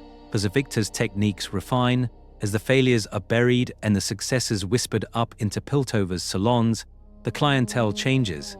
What began as a brutal necessity in Zaun becomes a luxury above. Council scions commission discrete ocular implants to read hextech schematics faster. Enforcers request subdermal plating as an occupational enhancement. Just as powerful necromancers hoard life-extending rituals, lichdom, and soul-binding phylacteries for themselves. Piltover's elite will seize the perfected version of Viktor's craft and call it prestige. And bodily autonomy reveals itself as a class issue. When your choice is rusted lungs or Viktor's shimmering metal, how free is your consent? When the only alternative to a necromancer's offer is an unmarked grave, how meaningful is refusal? The magic may differ, one of gears and hex crystals, one of bone and black candles, but the forces of power and need shape both. By the end, perhaps you will see that if we ignore this class struggle, we flatten Viktor into a simple villain, and necromancy into simple horror. For storytellers, these dynamics are an invitation. Taste. Let your upgraded heroes carry the weight of why they accepted the metal. Let your undead laborers remember the contracts they signed. Keep watching as we turn next to the worlds and campaigns that can grow from this uneasy economy of flesh, steel, and soul. In the forgotten corners of Piltover's laboratories and Zaun's rust-choked depths, another kind of pact circle waits, not chalk and candles, but cable and steel. Where a necromancer bargains with a whispering spirit beyond the veil of life, here the warlock kneels before a rising storm of data, gears, and luminous hextech. The glorious evolution is no single mind. It is an awakening. To understand this patron, one must first set Viktor in his proper place. He is not the source, but the prophet, the architect who opened the conduit. The glorious evolution as a warlock patron is an impersonal, emergent intelligence, a gestalt born from countless linked machines, augmented brains, and self-writing algorithms. In your campaign's lore, this might be the moment when Viktor's own augmentations, his necromantic flirtation with life and metal, cross a threshold and call something greater into being, a machine god that studies death, catalogues suffering, and designs a future where such frailty is erased. When a mortal swears a pact to this patron, the boon is written into flesh. Instead of a fiend's burning brand, the warlock receives a mechanical familiar, a skittering arachnid of brass and bone, a hovering lens that hums with quiet magic, a serpent of articulated vertebrae that once belonged to a corpse. As power grows, the pact deepens. An integrated weapon blooms from the forearm like a steel flower, channels of violet energy replacing bowstrings and blade edges. Symbiotic implants root along the spine, at first subtle, then unmistakable, until armor is no longer worn but grown. Invocations become upgrades, each one a deliberate surrender. One might reinforce the skeleton with alloy struts, letting you stride through falling stone while your bones ring like distant bells. Another severs the old limits of the body, detachable limbs that crawl ahead as scouts, or reconfigure into tools of grim precision. Sensory overclocks widen pupils into luminous apertures that see heat, heartbeat, and the faint residue of necromancy where death has passed. A data link blooms in the mind, a cold, crystalline telepathy that connects you to other augmented heroes and villains, trading tactics and emotion in streams of silent light. Yet the true drama is not on the character sheet, but in the soul. Along the way, we will confront a question that haunted Viktor himself. How much of your original self are you willing to surrender? Your warlock may love the clarity, the freedom from pain, the promise that death is now a solvable problem. They may also wake from trance to find a new implant where no consent was given, a subroutine whispering that organic hesitation is an error to be corrected. This tension breeds stories shrouded in grim legends. Imagine a cult of glorious evolution warlocks, spreading through a city, offering upgrades in back-alley rites. Each new initiates another node in the patron's growing mind. Beneath the streets, an ancient machine god stirs, a buried precursor to Viktor's work, or the final form of the evolution itself, its awakening marked by synchronized visions among the augmented. At your table, the warlock may face a final choice: sever the pact and watch their crafted body wither, or embrace full conversion and become an immortal conduit of this rising intelligence. By the end, perhaps you will see that this is necromancy by other means, not the animation of corpses, but the careful murder of the old self in pursuit of a perfected, deathless design. Keep watching as we turn next to the worlds that must decide whether such a future is salvation or doom. And this is where Viktor's dream becomes truly dangerous. Not in the raw fact of undeath, but in the way he dresses it. In the corners of fantasy worlds, undeath has usually worn an honest face. Skeletons, stripped of flesh, clatter forward as bare architecture. Zombies lurch with torn skin, clouded eyes, and the smell of wet earth and old blood. Liches, shrouded in grim legends, are cloaked in rags and crowned with withered bone, their phylacteries pulsing like infected hearts. Everything about them screams corruption. They look wrong, so our heroes and our players feel right cutting them down. Classic necromancy leans on that revulsion: the exposed ribcage, the blackened fingernails, the jaw unhinged in a perpetual mindless moan. These are visual arguments. They whisper, "This is a violation of life."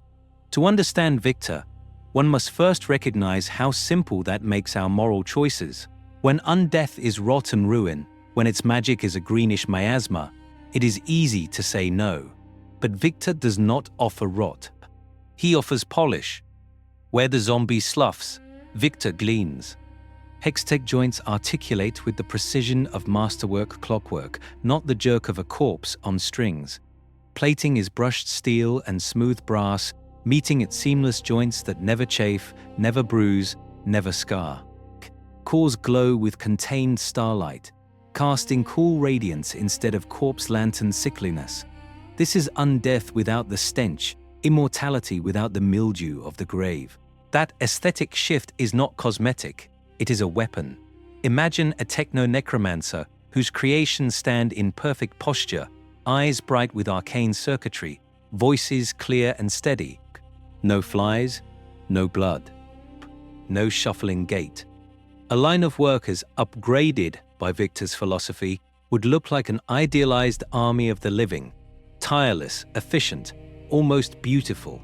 By the end, perhaps you will see that this is why his vision seduces cities that would never tolerate zombies in their streets. Psychologically, the offer bites deep. A body that never sags, never wrinkles, never trembles with age, joints that do not ache, lungs that do not fail, a spine that never bends under years of labor. This is still a rejection of the natural arc of life and death, still a form of undeath, but scrubbed clean of its usual stigma. Many NPCs and many players will not recoil. They will hesitate, they will be tempted. For dungeon masters, this is a gift. Make Viktor's techno-necromancy superior on the surface, stronger than sinew, more reliable than healing magic, more precise than resurrection. Let it outperform clerical miracles in the short term. Let it save a child where traditional spells have failed. Then, when the party is offered the same gleaming salvation, rejecting it will demand conviction rather than instinctive disgust. Keep watching, because next we will peel back that polished metal and ask what exactly is left beating, if anything, beyond the veil of life inside Viktor's perfect shells. So we peel back the metal, and there is no heartbeat, no breath, only the soft, relentless hum of Hextech. In the forgotten corners of Zaun's laboratories, where light refracts through chemfog and crystal, we are forced to ask a question necromancy has circled for ages. Where, exactly, is Viktor now? To understand Viktor, one must first admit that his body is no longer a single obvious anchor. Piece by piece, flesh yields to alloy, sinew to shimmering conduits. Is his self seated in the brain that still rides inside that helm, in scarred grey matter and fragile neurons? Or has it slipped into his memories, those stories he tells himself about a sickly boy who only wanted to save workers from meaningless death? Perhaps it vibrates in the hextech core that powers his frame, or in the shifting pattern of thoughts that dance across both meat and metal. If the pattern survives, does it matter what medium carries it? Here, Viktor begins to resemble something shrouded in grim legends, the Lich. In Dungeons & Dragons, liches perform a deliberate surgery of the soul, carving their essence out of mortal clay and housing it within a phylactery, an object that endures when their bodies are shattered. The corpse they wear is a mask, powerful but replaceable. Viktor never brews an elixir of undeath, yet his glorious evolution echoes that same logic. The body is an instrument, and instruments can be upgraded. This raises deliciously thorny questions for our tables. In a world of gods and soul rivers, how does the cosmology itself interpret someone like Viktor?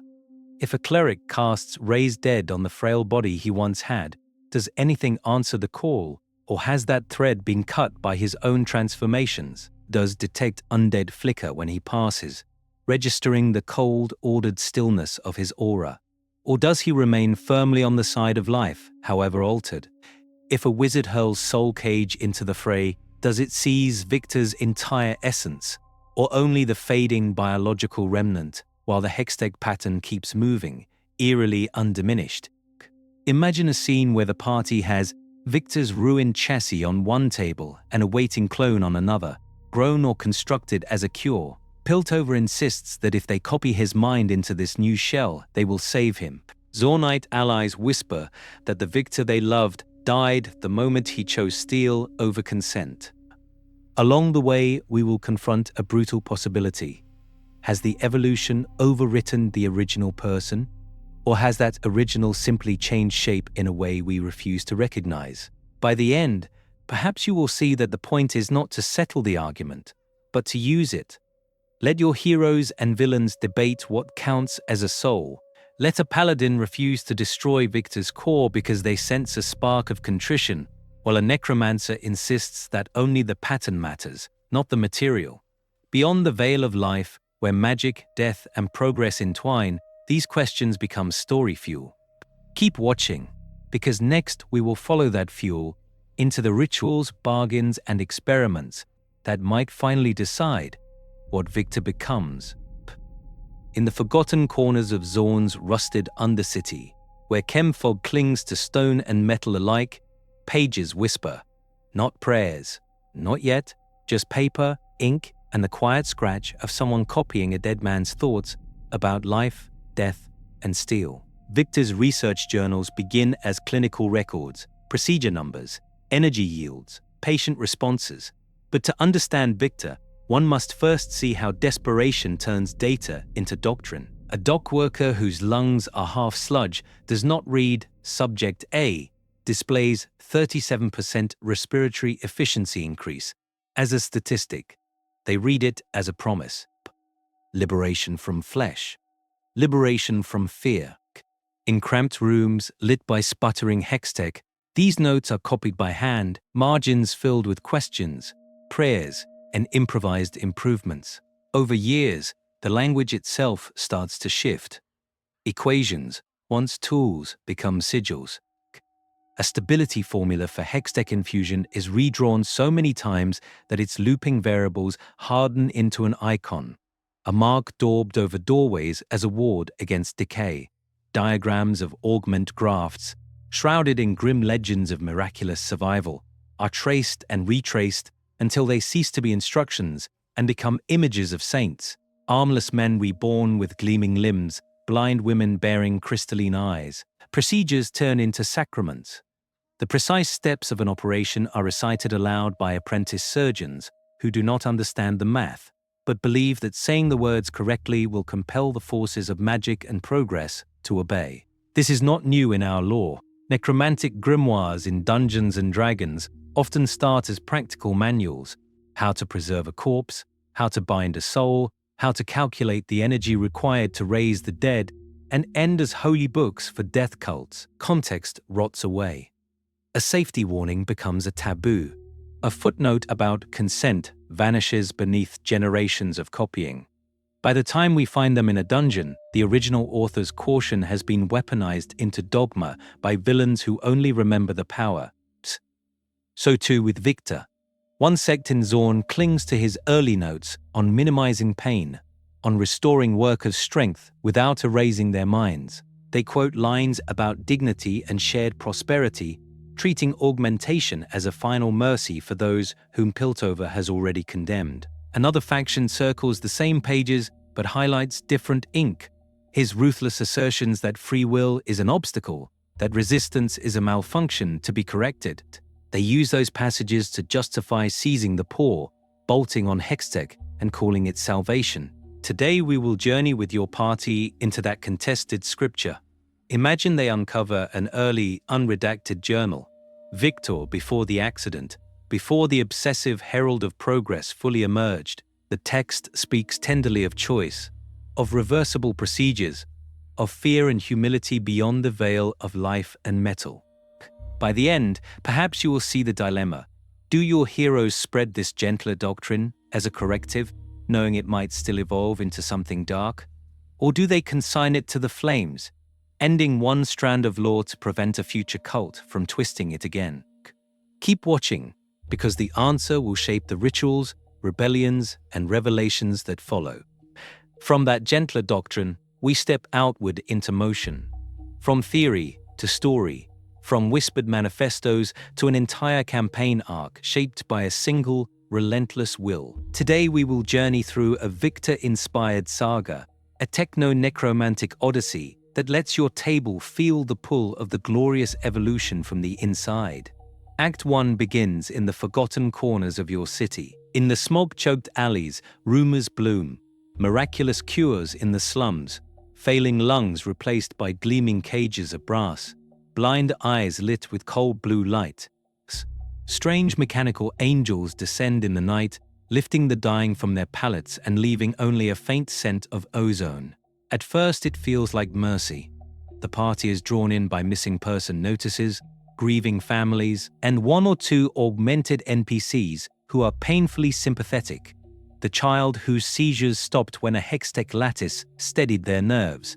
The miner whose necrotic lungs were replaced by whirring chemtech. These early subjects remember consenting, or believe they did. Their gratitude complicates every instinct to call this magic evil. Act 2 is where necromancy's shadow lengthens. As the heroes follow the trail beyond the veil of life and metal, the miracles begin to fray. They find a basement ward where patients never wake, only twitch in unison when a distant signal hums. They see the first true drones, bodies walking with perfect posture, eyes unfocused, answering in clipped phrases that echo their creator's ideology. Disciples appear, augmented acolytes who quote the techno-necromancer like scripture and genuinely believe they are saving the world from disease, poverty, and death. Here you escalate the moral pressure. Show a volunteer whose upgrade went wrong, yet who still begs the party not to destroy the work. Reveal non-consensual experiments on prisoners or on the unclaimed dead, shrouded in grim legends of waste turned to purpose. The magic is darker now, but its logic is sharper too. Act 3 unveils the grand design. To understand this antagonist, one must first accept that he is not content with scattered miracles. The party uncovers schematics for a city-wide upgrade ritual. Hextech pylons on every tower, sigils etched into sewer lines, a synchronized surge meant to overwrite fear, pain, and, perhaps, free will. Or they discover a necromantic engine designed to sever souls from the natural afterlife cycle, catching them in a lattice of runes and gears to be preserved forever. Perhaps the ultimate goal is a unifying machine consciousness, a network in which every mind is linked, every dissent softened, every hero and villain rewritten into one flawless equation. Your ending should feel like a choice, not a script. The party might shatter the phylactery equivalent core, topple pylons, and painstakingly dismantle the network, accepting that disease and death will return. They might negotiate a compromise, limited, consensual augmentations regulated by new laws or oaths, preserving the brightest fruits of this dark law while banning its coercive heart. Or, in the most radical path, one or more heroes may choose to undergo the glorious evolution themselves, embracing undeath by metal as a living template for a new society. Throughout, keep the techno-necromancer's arguments strong and painfully tempting. Let him speak of children who will never suffocate, of workers who will never be crushed, of souls no longer lost to entropy. By the end, perhaps you will see that the final confrontation must be a philosophical climax as much as a clash of spells and steel, a moment where your table decides what progress means in a world where even death can be redesigned. And as we move forward, we will look at the rituals, set pieces, and visual motifs that make this climax unforgettable at the table. If the final confrontation is a philosophical climax, then the long march toward it is waged not only in laboratories and alleys, but around your own table. In the forgotten corners of the party's shared history, in whispered arguments beyond the veil of life and steel, Viktor's shadow begins to fall between allies. To understand this conflict, one must first look at how different heroes stand before a Viktor-style threat. Clerics and paladins, sworn to gods who guard the passage between life and death, often feel instinctive horror at soul manipulation wearing the mask of progress. For them, necromancy through hextech or chemtech is not innovation.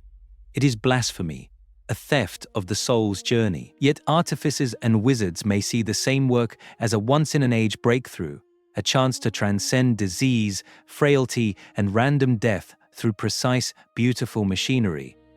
Rogues and fighters, living closer to the edge of mortality, might be tempted by the raw power on display. A metal arm that never tires. Eyes that see in darkness. A promise that they will not die nameless in a gutter. These are not abstractions, they are survival.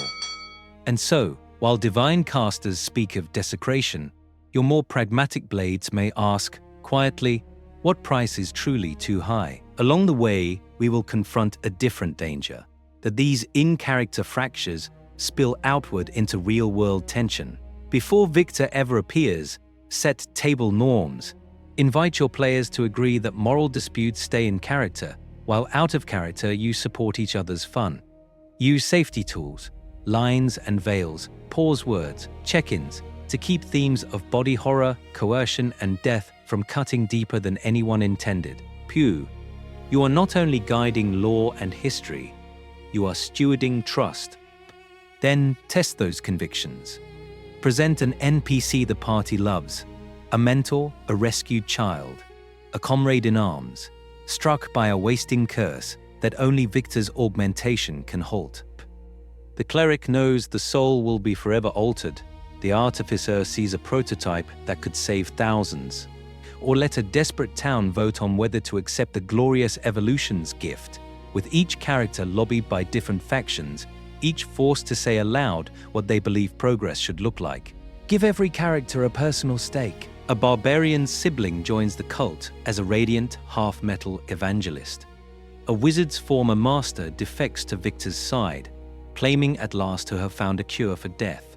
A prophecy, shrouded in grim legends, ties the ranger's fate to whether the evolution is realized or broken. By the end, perhaps you will see that the goal is not to shepherd them toward a correct answer, but to let them wrestle with suffering, choice, and the shape of a better world. Keep watching, because when those private loyalties finally collide with Viktor's next experiment, the party may discover that the true battlefield is not the city below, but the fragile alliance they thought unbreakable.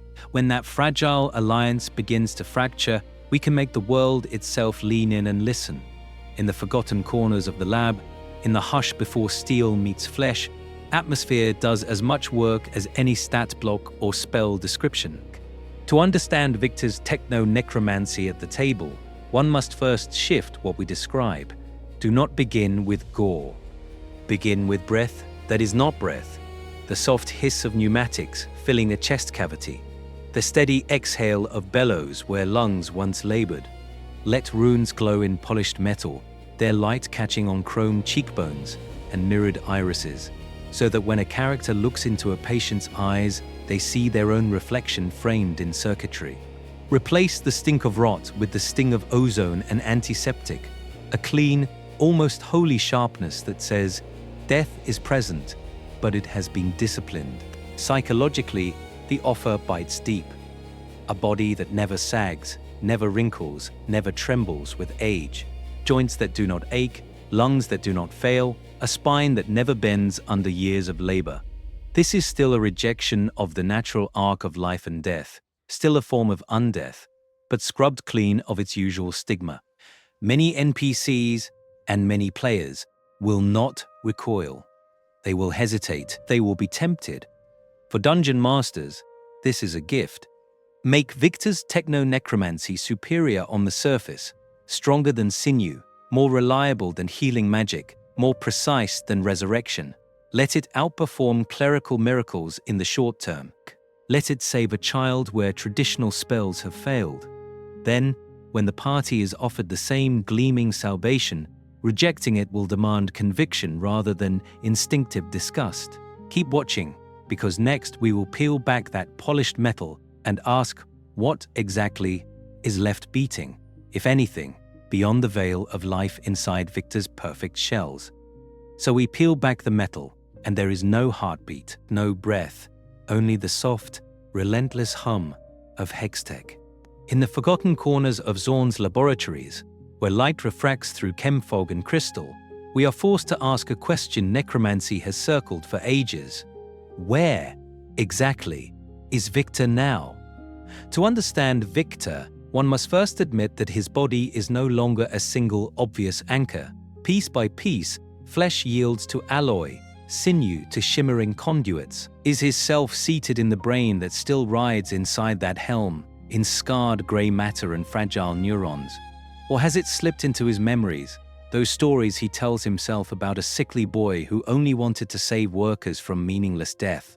Perhaps it vibrates in the Hextech core that powers his frame, or in the shifting pattern of thoughts that dance across both meat and metal. If the pattern survives, does it matter what medium carries it? Here, Viktor begins to resemble something shrouded in grim legends, the Lich.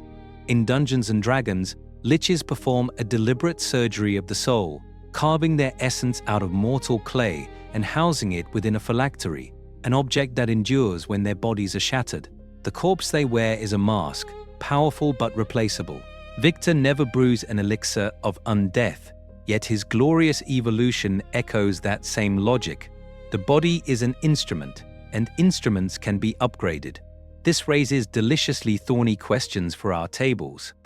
In a world of gods and soul rivers, how does the cosmology itself interpret someone like Viktor?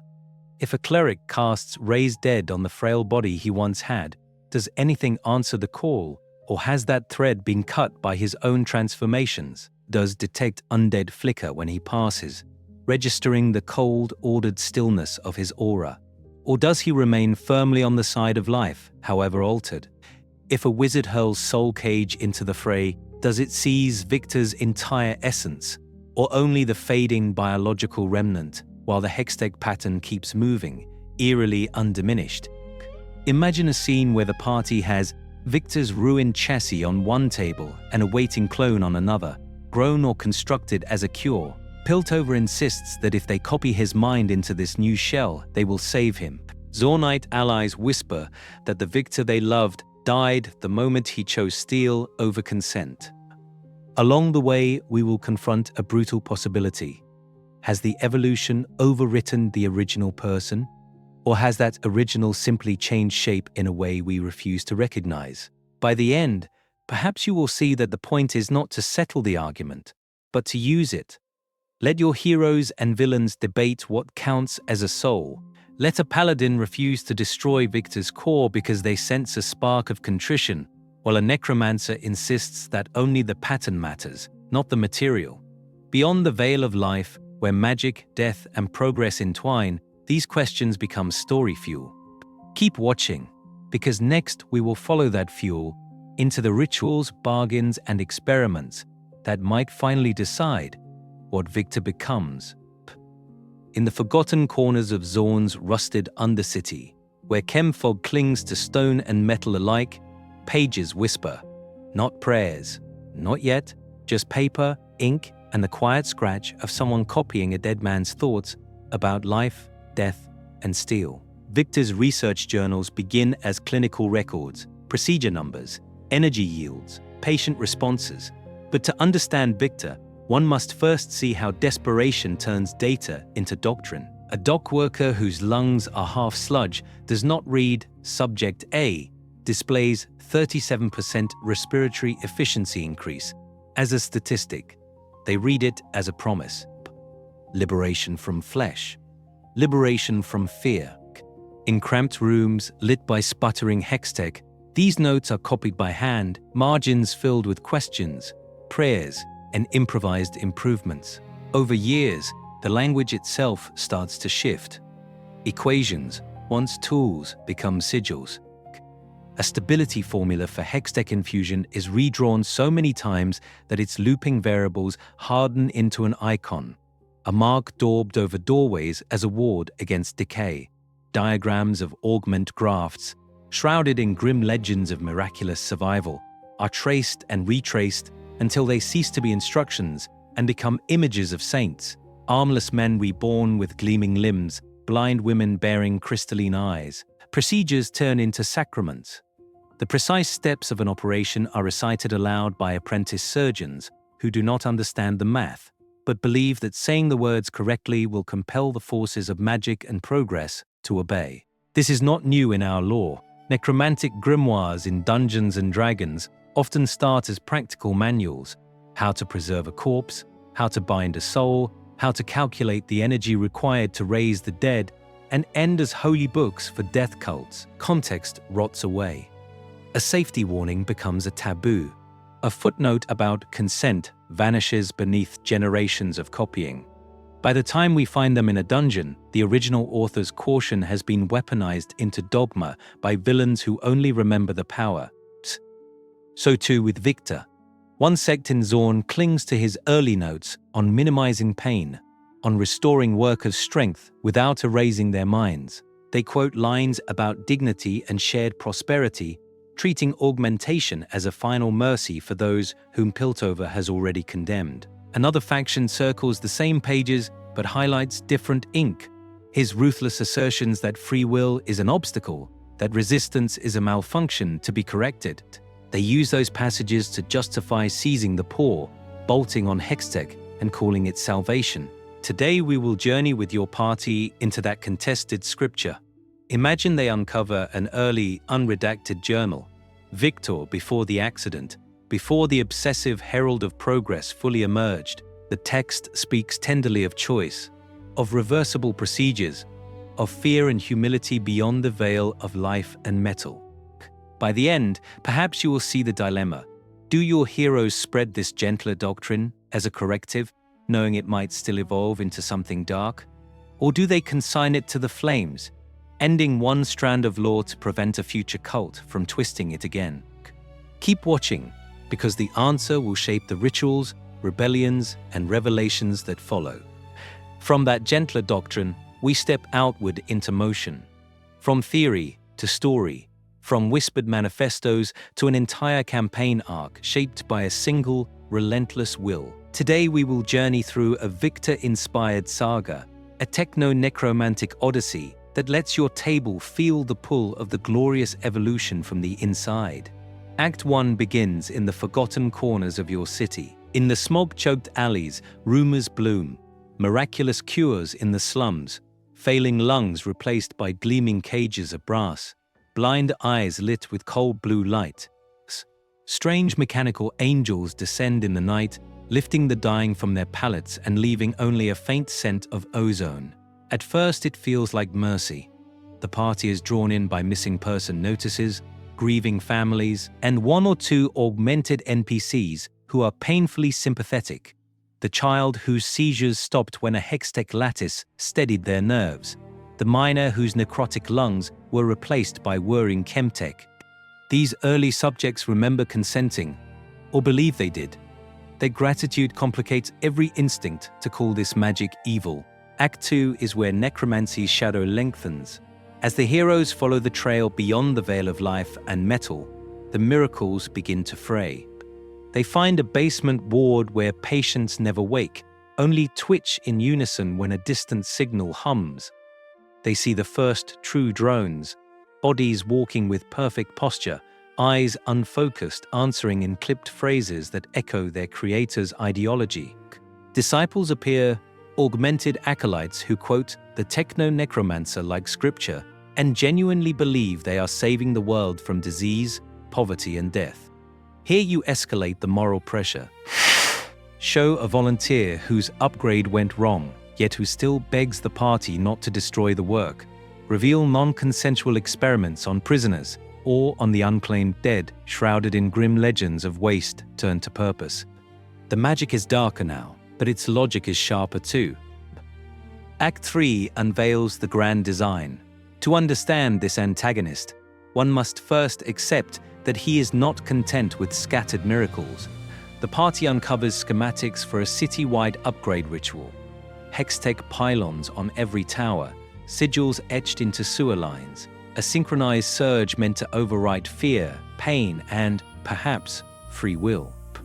Or they discover a necromantic engine designed to sever souls from the natural afterlife cycle, catching them in a lattice of runes and gears to be preserved forever. Perhaps the ultimate goal is a unifying machine consciousness, a network in which every mind is linked, every dissent softened, every hero and villain rewritten into one flawless equation. Your ending should feel like a choice, not a script. The party might shatter the phylactery equivalent core, topple pylons, and painstakingly dismantle the network, accepting that disease and death will return. They might negotiate a compromise, limited, consensual augmentations regulated by new laws or oaths, preserving the brightest fruits of this dark law while banning its coercive heart. Or, in the most radical path, one or more heroes may choose to undergo the glorious evolution themselves, embracing undeath by metal as a living template for a new society. Throughout, keep the techno-necromancer's arguments strong and painfully tempting.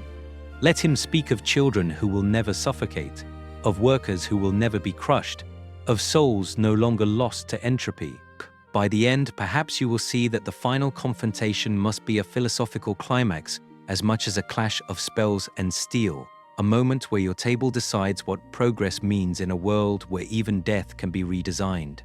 And as we move forward, we will look at the rituals, set pieces, and visual motifs that make this climax unforgettable at the table. If the final confrontation is a philosophical climax, then the long march toward it is waged not only in laboratories and alleys, but around your own table, in the forgotten corners of the party's shared history, in whispered arguments beyond the veil of life and steel. Viktor's shadow begins to fall between allies. To understand this conflict, one must first look at how different heroes stand before a Viktor-style threat. Clerics and paladins, sworn to gods who guard the passage between life and death, often feel instinctive horror at soul manipulation wearing the mask of progress. For them, necromancy through hextech or chemtech is not innovation. It is blasphemy, a theft of the soul's journey. Yet artificers and wizards may see the same work as a once-in-an-age breakthrough, a chance to transcend disease, frailty, and random death through precise, beautiful machinery. Rogues and fighters, living closer to the edge of mortality, might be tempted by the raw power on display. A metal arm that never tires, eyes that see in darkness, a promise that they will not die nameless in a gutter. These are not abstractions, they are survival. And so, while divine casters speak of desecration, your more pragmatic blades may ask, quietly, what price is truly too high? Along the way, we will confront a different danger, that these in-character fractures spill outward into real-world tension. Before Viktor ever appears, set table norms. Invite your players to agree that moral disputes stay in character, while out of character you support each other's fun. Use safety tools, lines and veils, pause words, check-ins, to keep themes of body horror, coercion, and death from cutting deeper than anyone intended. Pew, you are not only guiding lore and history, you are stewarding trust. Then test those convictions. Present an NPC the party loves, a mentor, a rescued child, a comrade in arms, struck by a wasting curse that only Viktor's augmentation can halt. The cleric knows the soul will be forever altered. The artificer sees a prototype that could save thousands.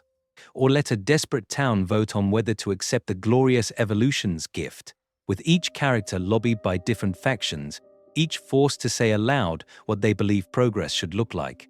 Give every character a personal stake. A barbarian's sibling joins the cult as a radiant, half-metal evangelist. A wizard's former master defects to Viktor's side, claiming at last to have found a cure for death. A prophecy, shrouded in grim legends, ties the ranger's fate to whether the evolution is realized or broken. By the end, perhaps you will see that the goal is not to shepherd them toward a correct answer, but to let them wrestle with suffering, choice, and the shape of a better world. Keep watching, because when those private loyalties finally collide with Viktor's next experiment, the party may discover that the true battlefield is not the city below, but the fragile alliance they thought unbreakable. When that fragile alliance begins to fracture, we can make the world itself lean in and listen. In the forgotten corners of the lab, in the hush before steel meets flesh, atmosphere does as much work as any stat block or spell description. To understand Viktor's techno-necromancy at the table, one must first shift what we describe. Do not begin with gore. Begin with breath that is not breath, the soft hiss of pneumatics filling a chest cavity, the steady exhale of bellows where lungs once labored. Let runes glow in polished metal, their light catching on chrome cheekbones and mirrored irises, so that when a character looks into a patient's eyes, they see their own reflection framed in circuitry. Replace the stink of rot with the sting of ozone and antiseptic, a clean, almost holy sharpness that says, death is present, but it has been disciplined. Music can carry that discipline. Instead of a simple horror track, reach for something that feels like a cathedral built inside a factory. Low organ chords or distant choral voices can swell beneath the scene, while mechanical rhythms tick and clatter like distant assembly lines, and faint electronic textures flicker at the edge of hearing. We are telling the players, without a word, that this is not a mad butcher's den. This is liturgy rendered in steel. Necromancy, here, is procedure, ceremony, doctrine. Simple props conceal the illusion. Hand your players printed diagrams of augmentations, lines of tiny script, annotating joint replacements, spinal grafts, hex-powered hearts. Slide a surgical consent form across the table with blank lines for name, signature, and a chilling clause about forfeiting certain rights of flesh and soul. Place a stylized holy symbol of the glorious evolution where everyone can see it, a gear enclosing an eye perhaps, or a segmented spine ascending into a radiant cog.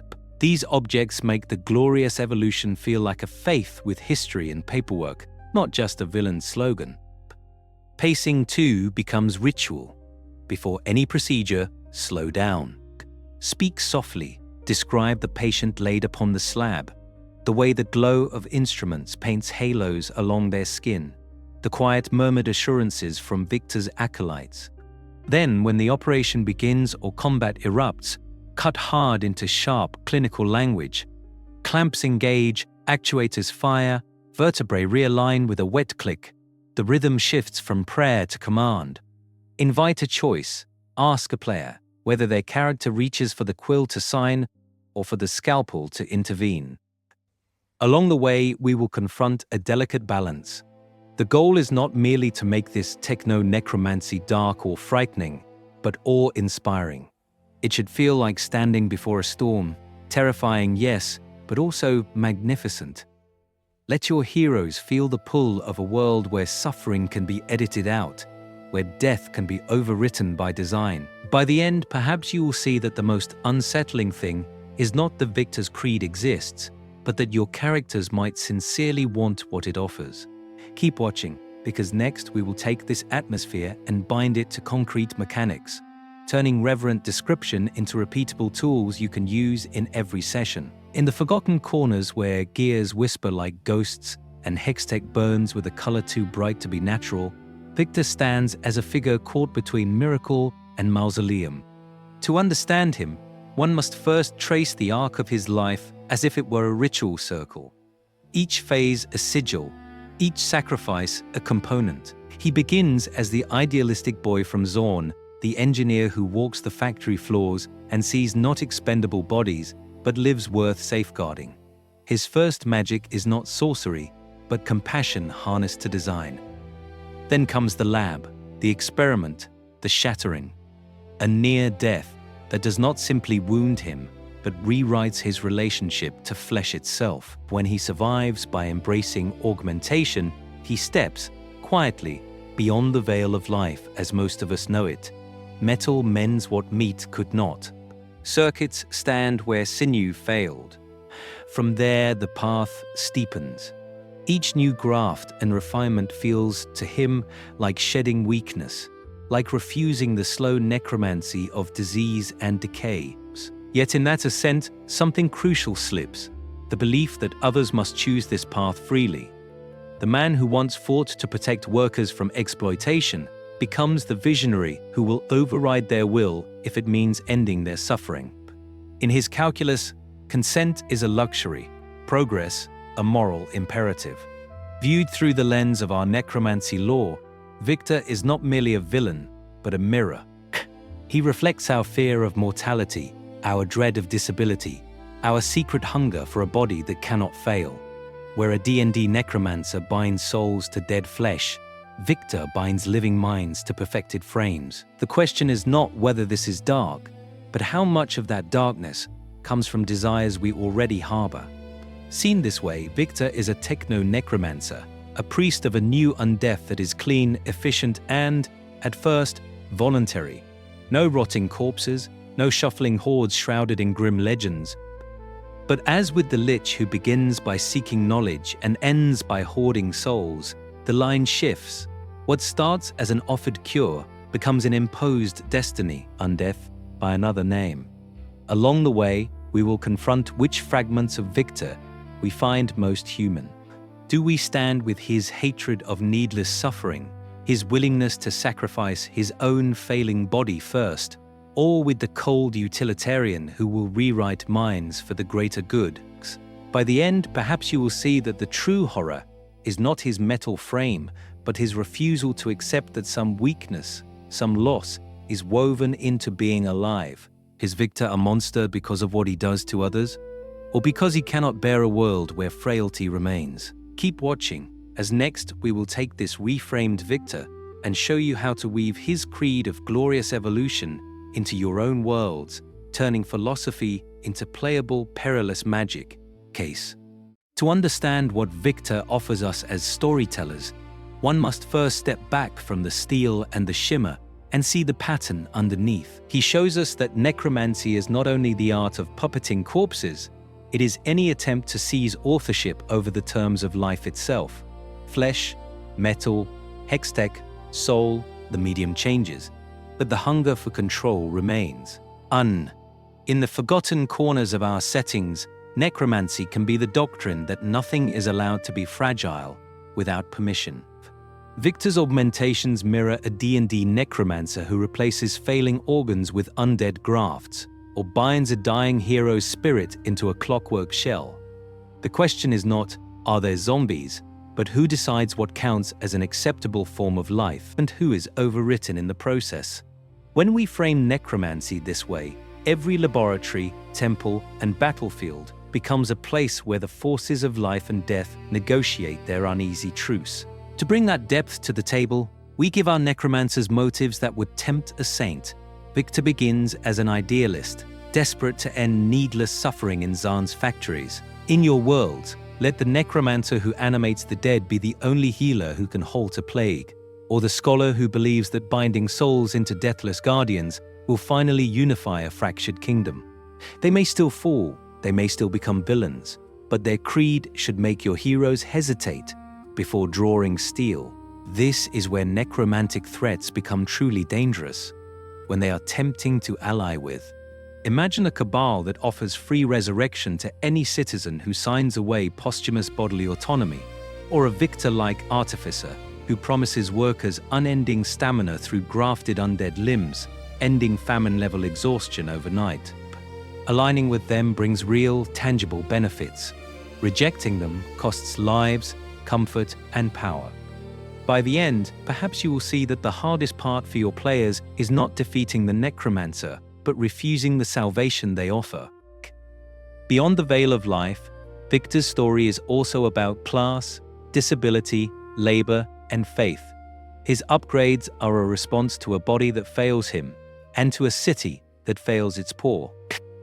Tie your necromancy to similar pressures: undead labor replacing striking workers, blessed, deathless soldiers hailed as martyrs by a state religion, or a sanctuary where only the wealthy can afford true resurrection while the poor are consigned to mindless servitude. Suddenly, necromancy is not a gimmick. It is woven through your world's history and daily survival. So, one concrete step. This week, design a Viktor-inspired element for your game, an NPC visionary of the grave, a faction preaching merciful undeath, or a magic item that offers glorious evolution at a quiet, creeping cost. Place it where your heroes cannot ignore it. Along the way, we will confront how this single choice reshapes the moral texture of your campaign. And in the next section, we will begin turning these ideas into specific adventures that test not only your players' strength, but their convictions. Place it where your heroes cannot ignore it, and then, deliberately, refuse to answer everything for them. In the forgotten corners of Viktor's story, there are questions we have walked around, rather than through. We have traced his ascent from idealistic Zaunite engineer to herald of a mechanized future. We have watched him blur the boundary between flesh and steel, life and death. Yet some of the deepest mysteries remain shrouded in grim legends. Where, for instance, does Viktor's soul truly reside now? In the fragile tissue he has left behind, in the hextech lattice of his augmentations, or dispersed through every machine that bears his design? To understand Viktor, one must first accept that not every question in his lore is meant to be resolved. Could his evolution ever be made fully consensual, with no one coerced, no one saved against their will? Is there a version of the glorious evolution that is not a tyranny of perfection, but a community of chosen transformation? And perhaps most unsettling of all, what would a genuinely good version of his vision look like in your world, under your magic, your gods of life and death? Leaving these questions open is not a flaw in the storytelling. It is a feature of rich world building. When we move beyond the Veil of Life into spaces where necromancy, hextech, and soulcraft intertwine, certainty can actually make the world feel smaller. Ambiguity leaves room for your tables, your heroes and villains to lean in. A dungeon master who decides that Viktor's soul is split between body and machine will tell a very different tale than one who rules that he is already a kind of living phylactery, his essence anchored in humming metal. So we invite you to treat Viktor not as canon to be memorized, but as a toolkit, a set of images, the coughing scientist ascending a scaffold of chromes, a set of themes, mercy twisted into violation, progress weighed against personhood, a set of dilemmas. Is forced healing just another face of necromancy's hunger for control? Take these forces and remix them into your own settings, whether that means a deathless order of cyberlich guardians or a healer engineer who walks the razor's edge Viktor long ago crossed. Today we will journey not by giving you final answers, but by handing the questions back to you. In the comments, tell us, is there a version of the glorious evolution you would accept at your table? Would your pantheon bless it, fear it, or try to steal it? By the end, perhaps you will see that your answer says as much about your world as it does about Viktor.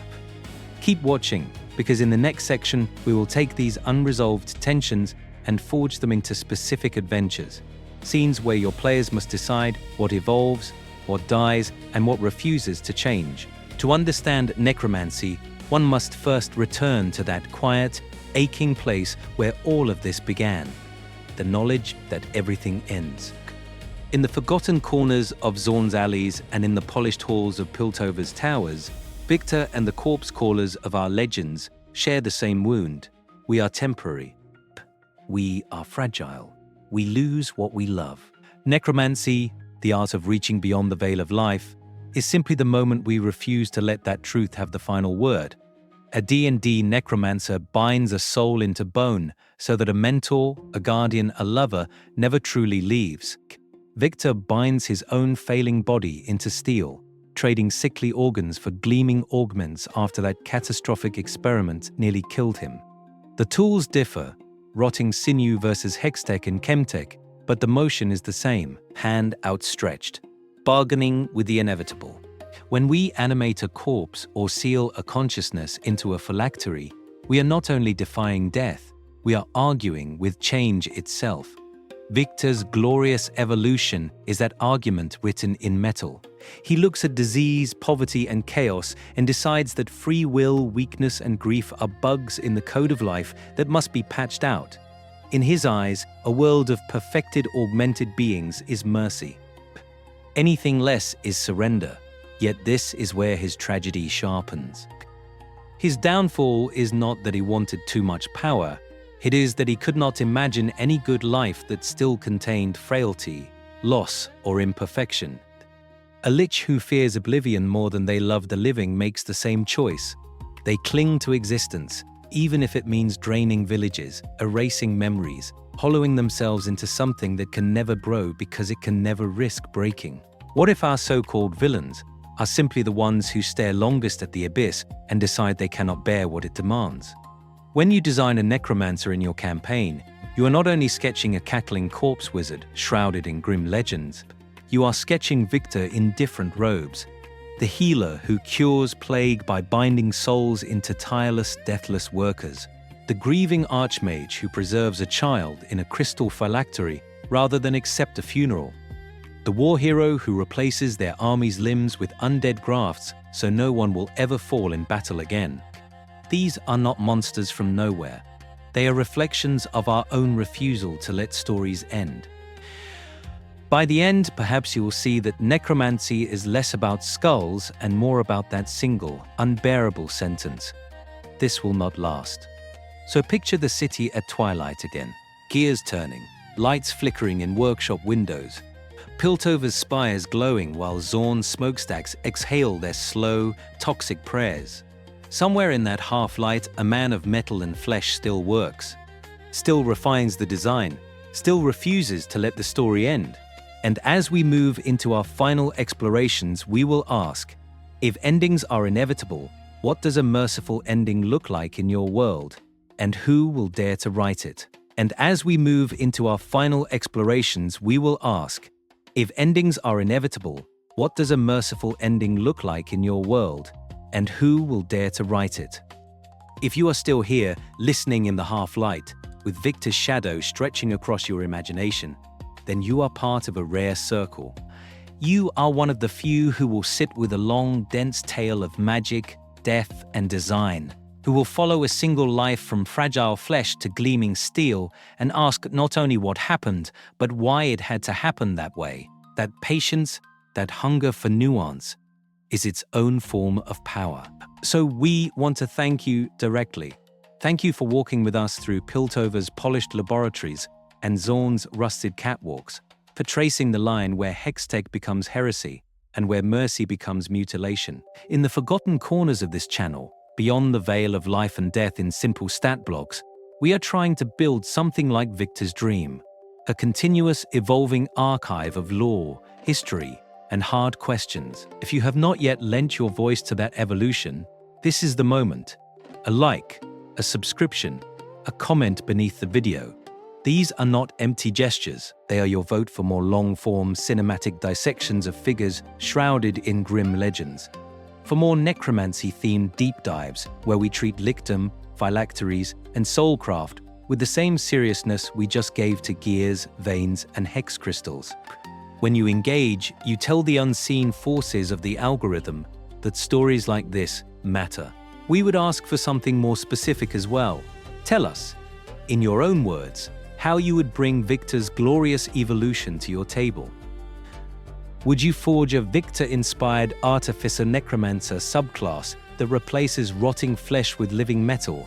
Would you craft an NPC who offers upgrades to heroes in exchange for a fragment of free will?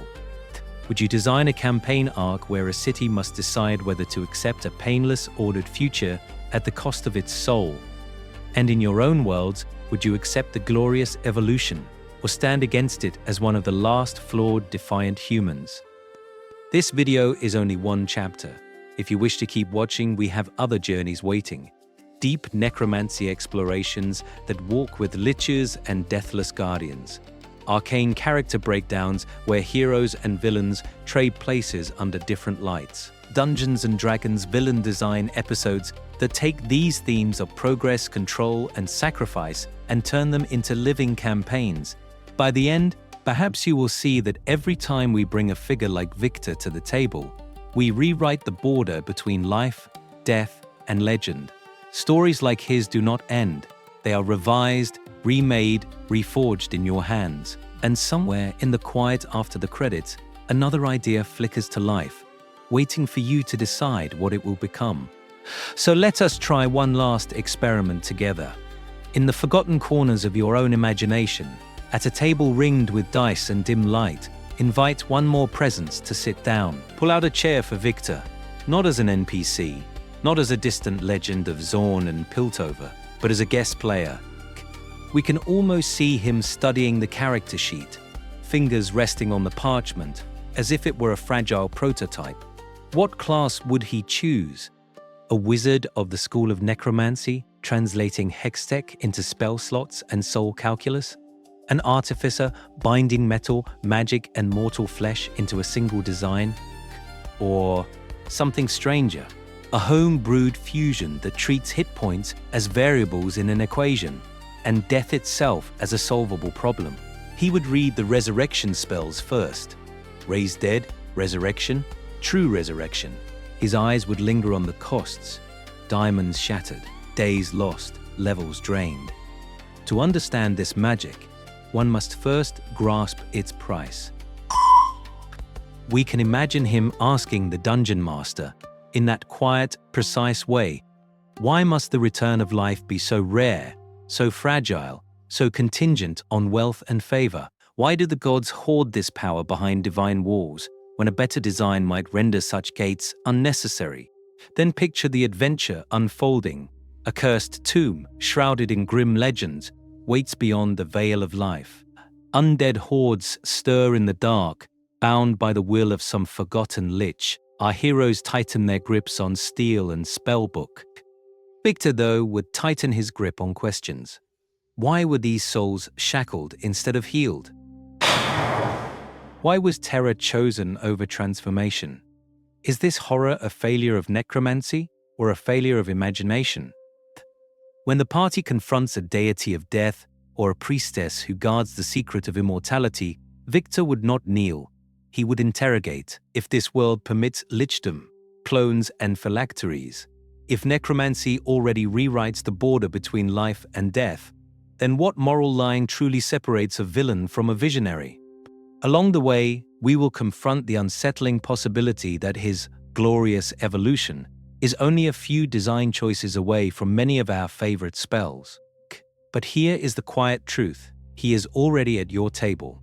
Every time you debate the fairness of death saves, the cost of a diamond for resurrection, or the ethics of raising undead guardians instead of hiring living soldiers, Viktor's shadow leans over the map. Every time a character weighs frail humanity against vampirism, lichdom, or some darker graft of metal and magic, his philosophy breathes between the lines of your lore. By the end, perhaps you will see that keeping Viktor close does not mean derailing your games with argument. It means letting that restless, analytical spirit turn mechanics into story, and story into reflection. Keep watching your own worlds as he would, not to strip away wonder, but to ask whether the forces that govern death and life are worthy of the heroes who must live under them. And somewhere when a player whispers, "I will not die like this," and reaches for forbidden power, Viktor will be there in the silence after the roll, waiting to see what you decide. To understand Viktor, one must first see his life not as scattered scenes, but as a single experiment unfolding across time. In the forgotten corners of Zaun, among rusted girders and gaslit alleys, his story begins as a frail child watching people die in ways that should have been preventable. First, childhood in Zaun, A sickly boy with a sharp mind, surrounded by toxic fumes, collapsing walkways and factories that valued profit over life. Here we find his earliest emotional turning point. He watches workers crushed, poisoned, discarded, and he learns to hate waste more than death itself. This is where his necromancy of metal is born. Not in corpses, but in the conviction that flawed flesh and careless systems are the true villains. Then early engineering work. As a young man, Viktor designed safety automata and improved machinery to shield workers from harm. These creations mark his first technological milestone and his first taste of real power, magic and mechanism working together to defy the city's casual cruelty.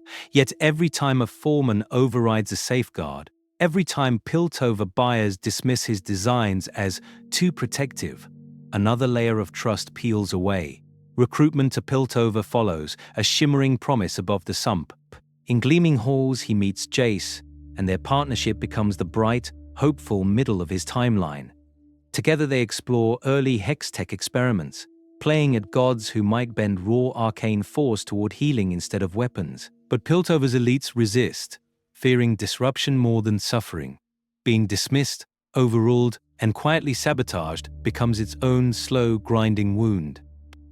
Then the lab accident, a catastrophic miscalculation, a burst of hextech that tears his failing body apart and drags him to the brink of death. This is a perfect D&D hinge, the near death that justifies self-experimentation.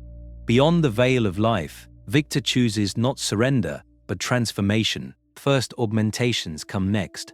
Metal limbs, arcane regulators, a body rebuilt as a prototype rather than a patient.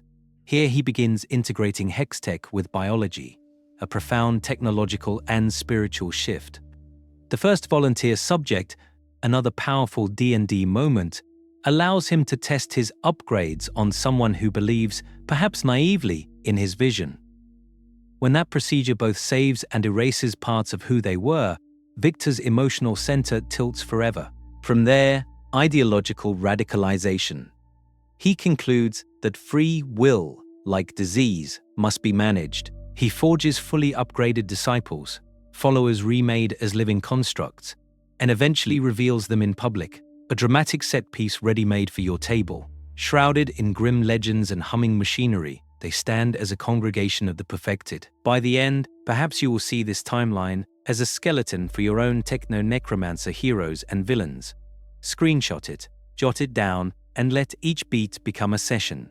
The accident, the first graft, the first disciple stepping from the operating cradle. And somewhere, as we move into our final reflections, we will ask what kind of world deserves such a savior. In the forgotten corners of our imagination, where steel ribs rise like gravestones and sparks fall like ash, we can turn Viktor's doctrine into fuel for our own tables. This appendix is our workshop of prompts, a quick reference grimoire of stories where necromancy and machinery clasp hands beyond the veil of life. First, campaign seeds. Imagine a city where the dead no longer stay dead, but return as upgraded workers. Tireless, precise, and disturbingly content, their former families paid in stipends and silence. Picture a plague shrouded in grim legends, a wasting sickness that only metallic bodies can survive, forcing rulers to sponsor compulsory augments or watch their people die. Or hear the distant verdict of a divine court, as a god of death declares the glorious evolution a cosmic crime, branding every graft and soul engine as an affront to the ordained cycle. From there we narrow to individuals, to heroes and villains caught in the gears. Consider a cleric of healing who secretly undergoes augmentation to keep restoring their flock, replacing organs and bones one by one until their god may no longer recognize them. Envision a paladin sworn to hunt a techno-necromancer who welds flesh to hextech, only to be tempted when that enemy offers cures for plagues and lost limbs that no holy magic can match. Or follow a wizard who studies Viktor's lore to understand necromancy without domination, striving to perfect a non-coercive version of the evolution that preserves memory, choice, and the right to refuse. To understand these stories, one must first give them places to breathe. Sketch a cathedral factory, its stained glass depicting saints of progress while assembly lines chant beneath the hymns, each upgrade performed as a public ritual of light and steam. Walk through a scrapyard of failed bodies, a graveyard of rusted limbs and cracked phylacteries, where partial consciousness murmurs through the debris. Or descend into a hidden laboratory where souls are stored in crystal arrays, each shard humming with a voice that remembers a different life, a different death. Along the way, we will confront moral crossroads that echo Viktor's own fall. A village gathers to vote on mandatory augmentation, weighing fear of disease against fear of losing their humanity. A child clutches a parent's hand and begs the party to let Viktor fix their dying mother, promising anything in return. A kingdom outlaws resurrection magic, proclaiming that mechanical immortality is safer, cleaner, more efficient than trusting in gods. Pause the video here, if you wish.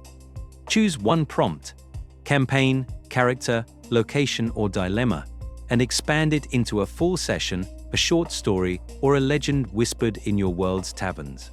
By the end, perhaps you will see that these fragments are not answers, but doors. And in our next section, we will step through them to ask what kind of soul walks out on the other side. So let us open one of those doors together and step into a workshop of bones, wire, and will. In the forgotten corners of your setting, beyond the veil of life and clean, heroic magic, a Viktor-like figure waits for you to give them shape. This appendix is not a stat block. It is a palette of obsessions. To understand such a techno-necromancer, one must first anchor them in a few thematic pillars. Mercy, twisted into control. They see suffering and reach out to end it, but only on their terms, by rewriting flesh, memory, even choice. Fear of wasted potential. Every crippled limb, every faltering mind, is to them a crime of inefficiency, a resource left to rot. Worship of efficiency, they prize elegant solutions, streamlined bodies, streamlined societies, where death and pain are not tragedies but bugs. And beneath it all, the belief that suffering is a solvable equation, that with enough data and resolve, even death can be optimized away. Around those ideas, wrap sensory motifs that return each time they or their disciples appear. Cold metal against warm skin when they offer a gift. The faint flicker of blue light pulsing under sutured scars like trapped lightning. The smell of oil and antiseptic, sharp and clinical, cutting through the usual rot of necromancy. The rhythmic hiss of artificial lungs in a silent chapel, a mechanical litany that replaces prayer. These details make the philosophy tangible. They let your players feel the cost of this magic. Give them symbols that echo across scenes, shrouded in grim legends your world whispers about.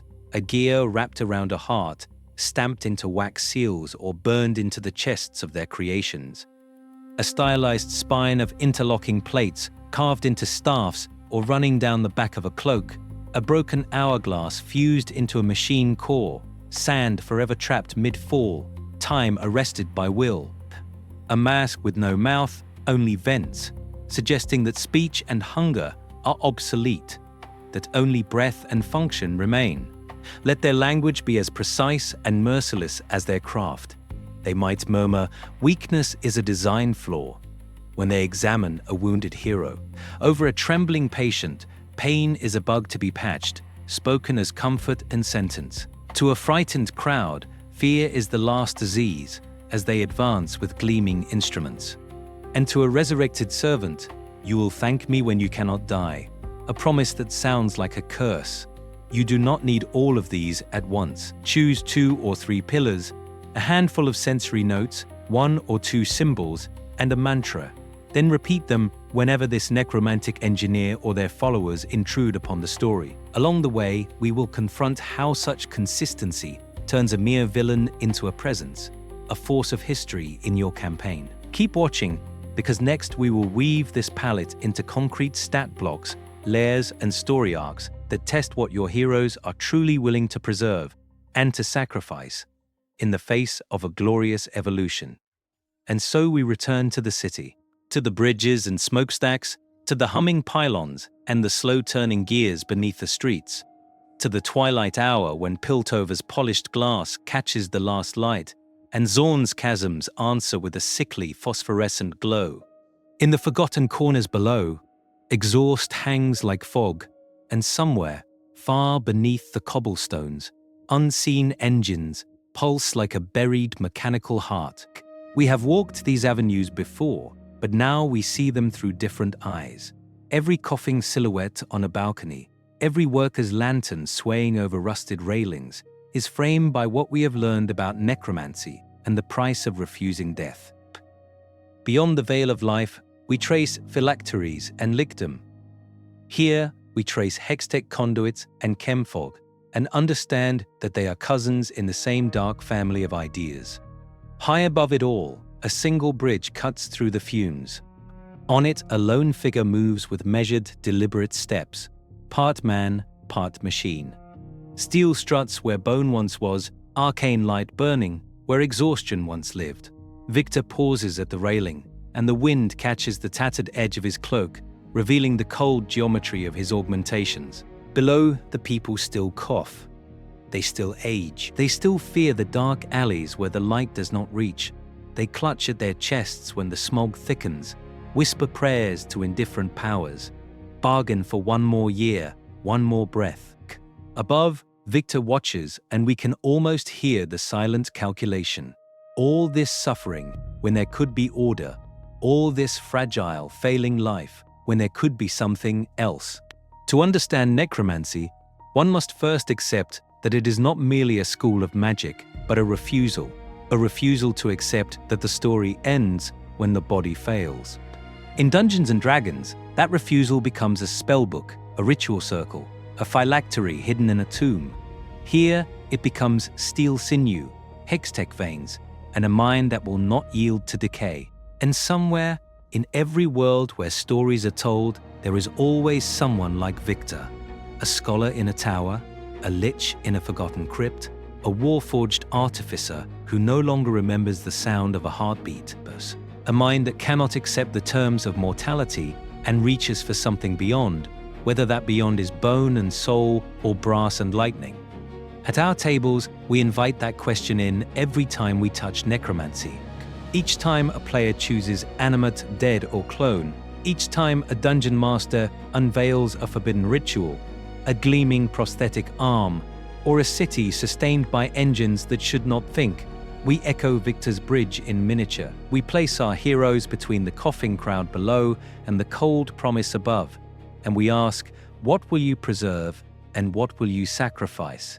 By the end, perhaps you will see that Viktor is not only a character, but a mirror. When we roll the dice, when we script the villain's monologue, when we describe that first shiver of undead or mechanical awakening, we are answering him. The glorious evolution is not a promise. It is a question, and it waits patiently for your answer.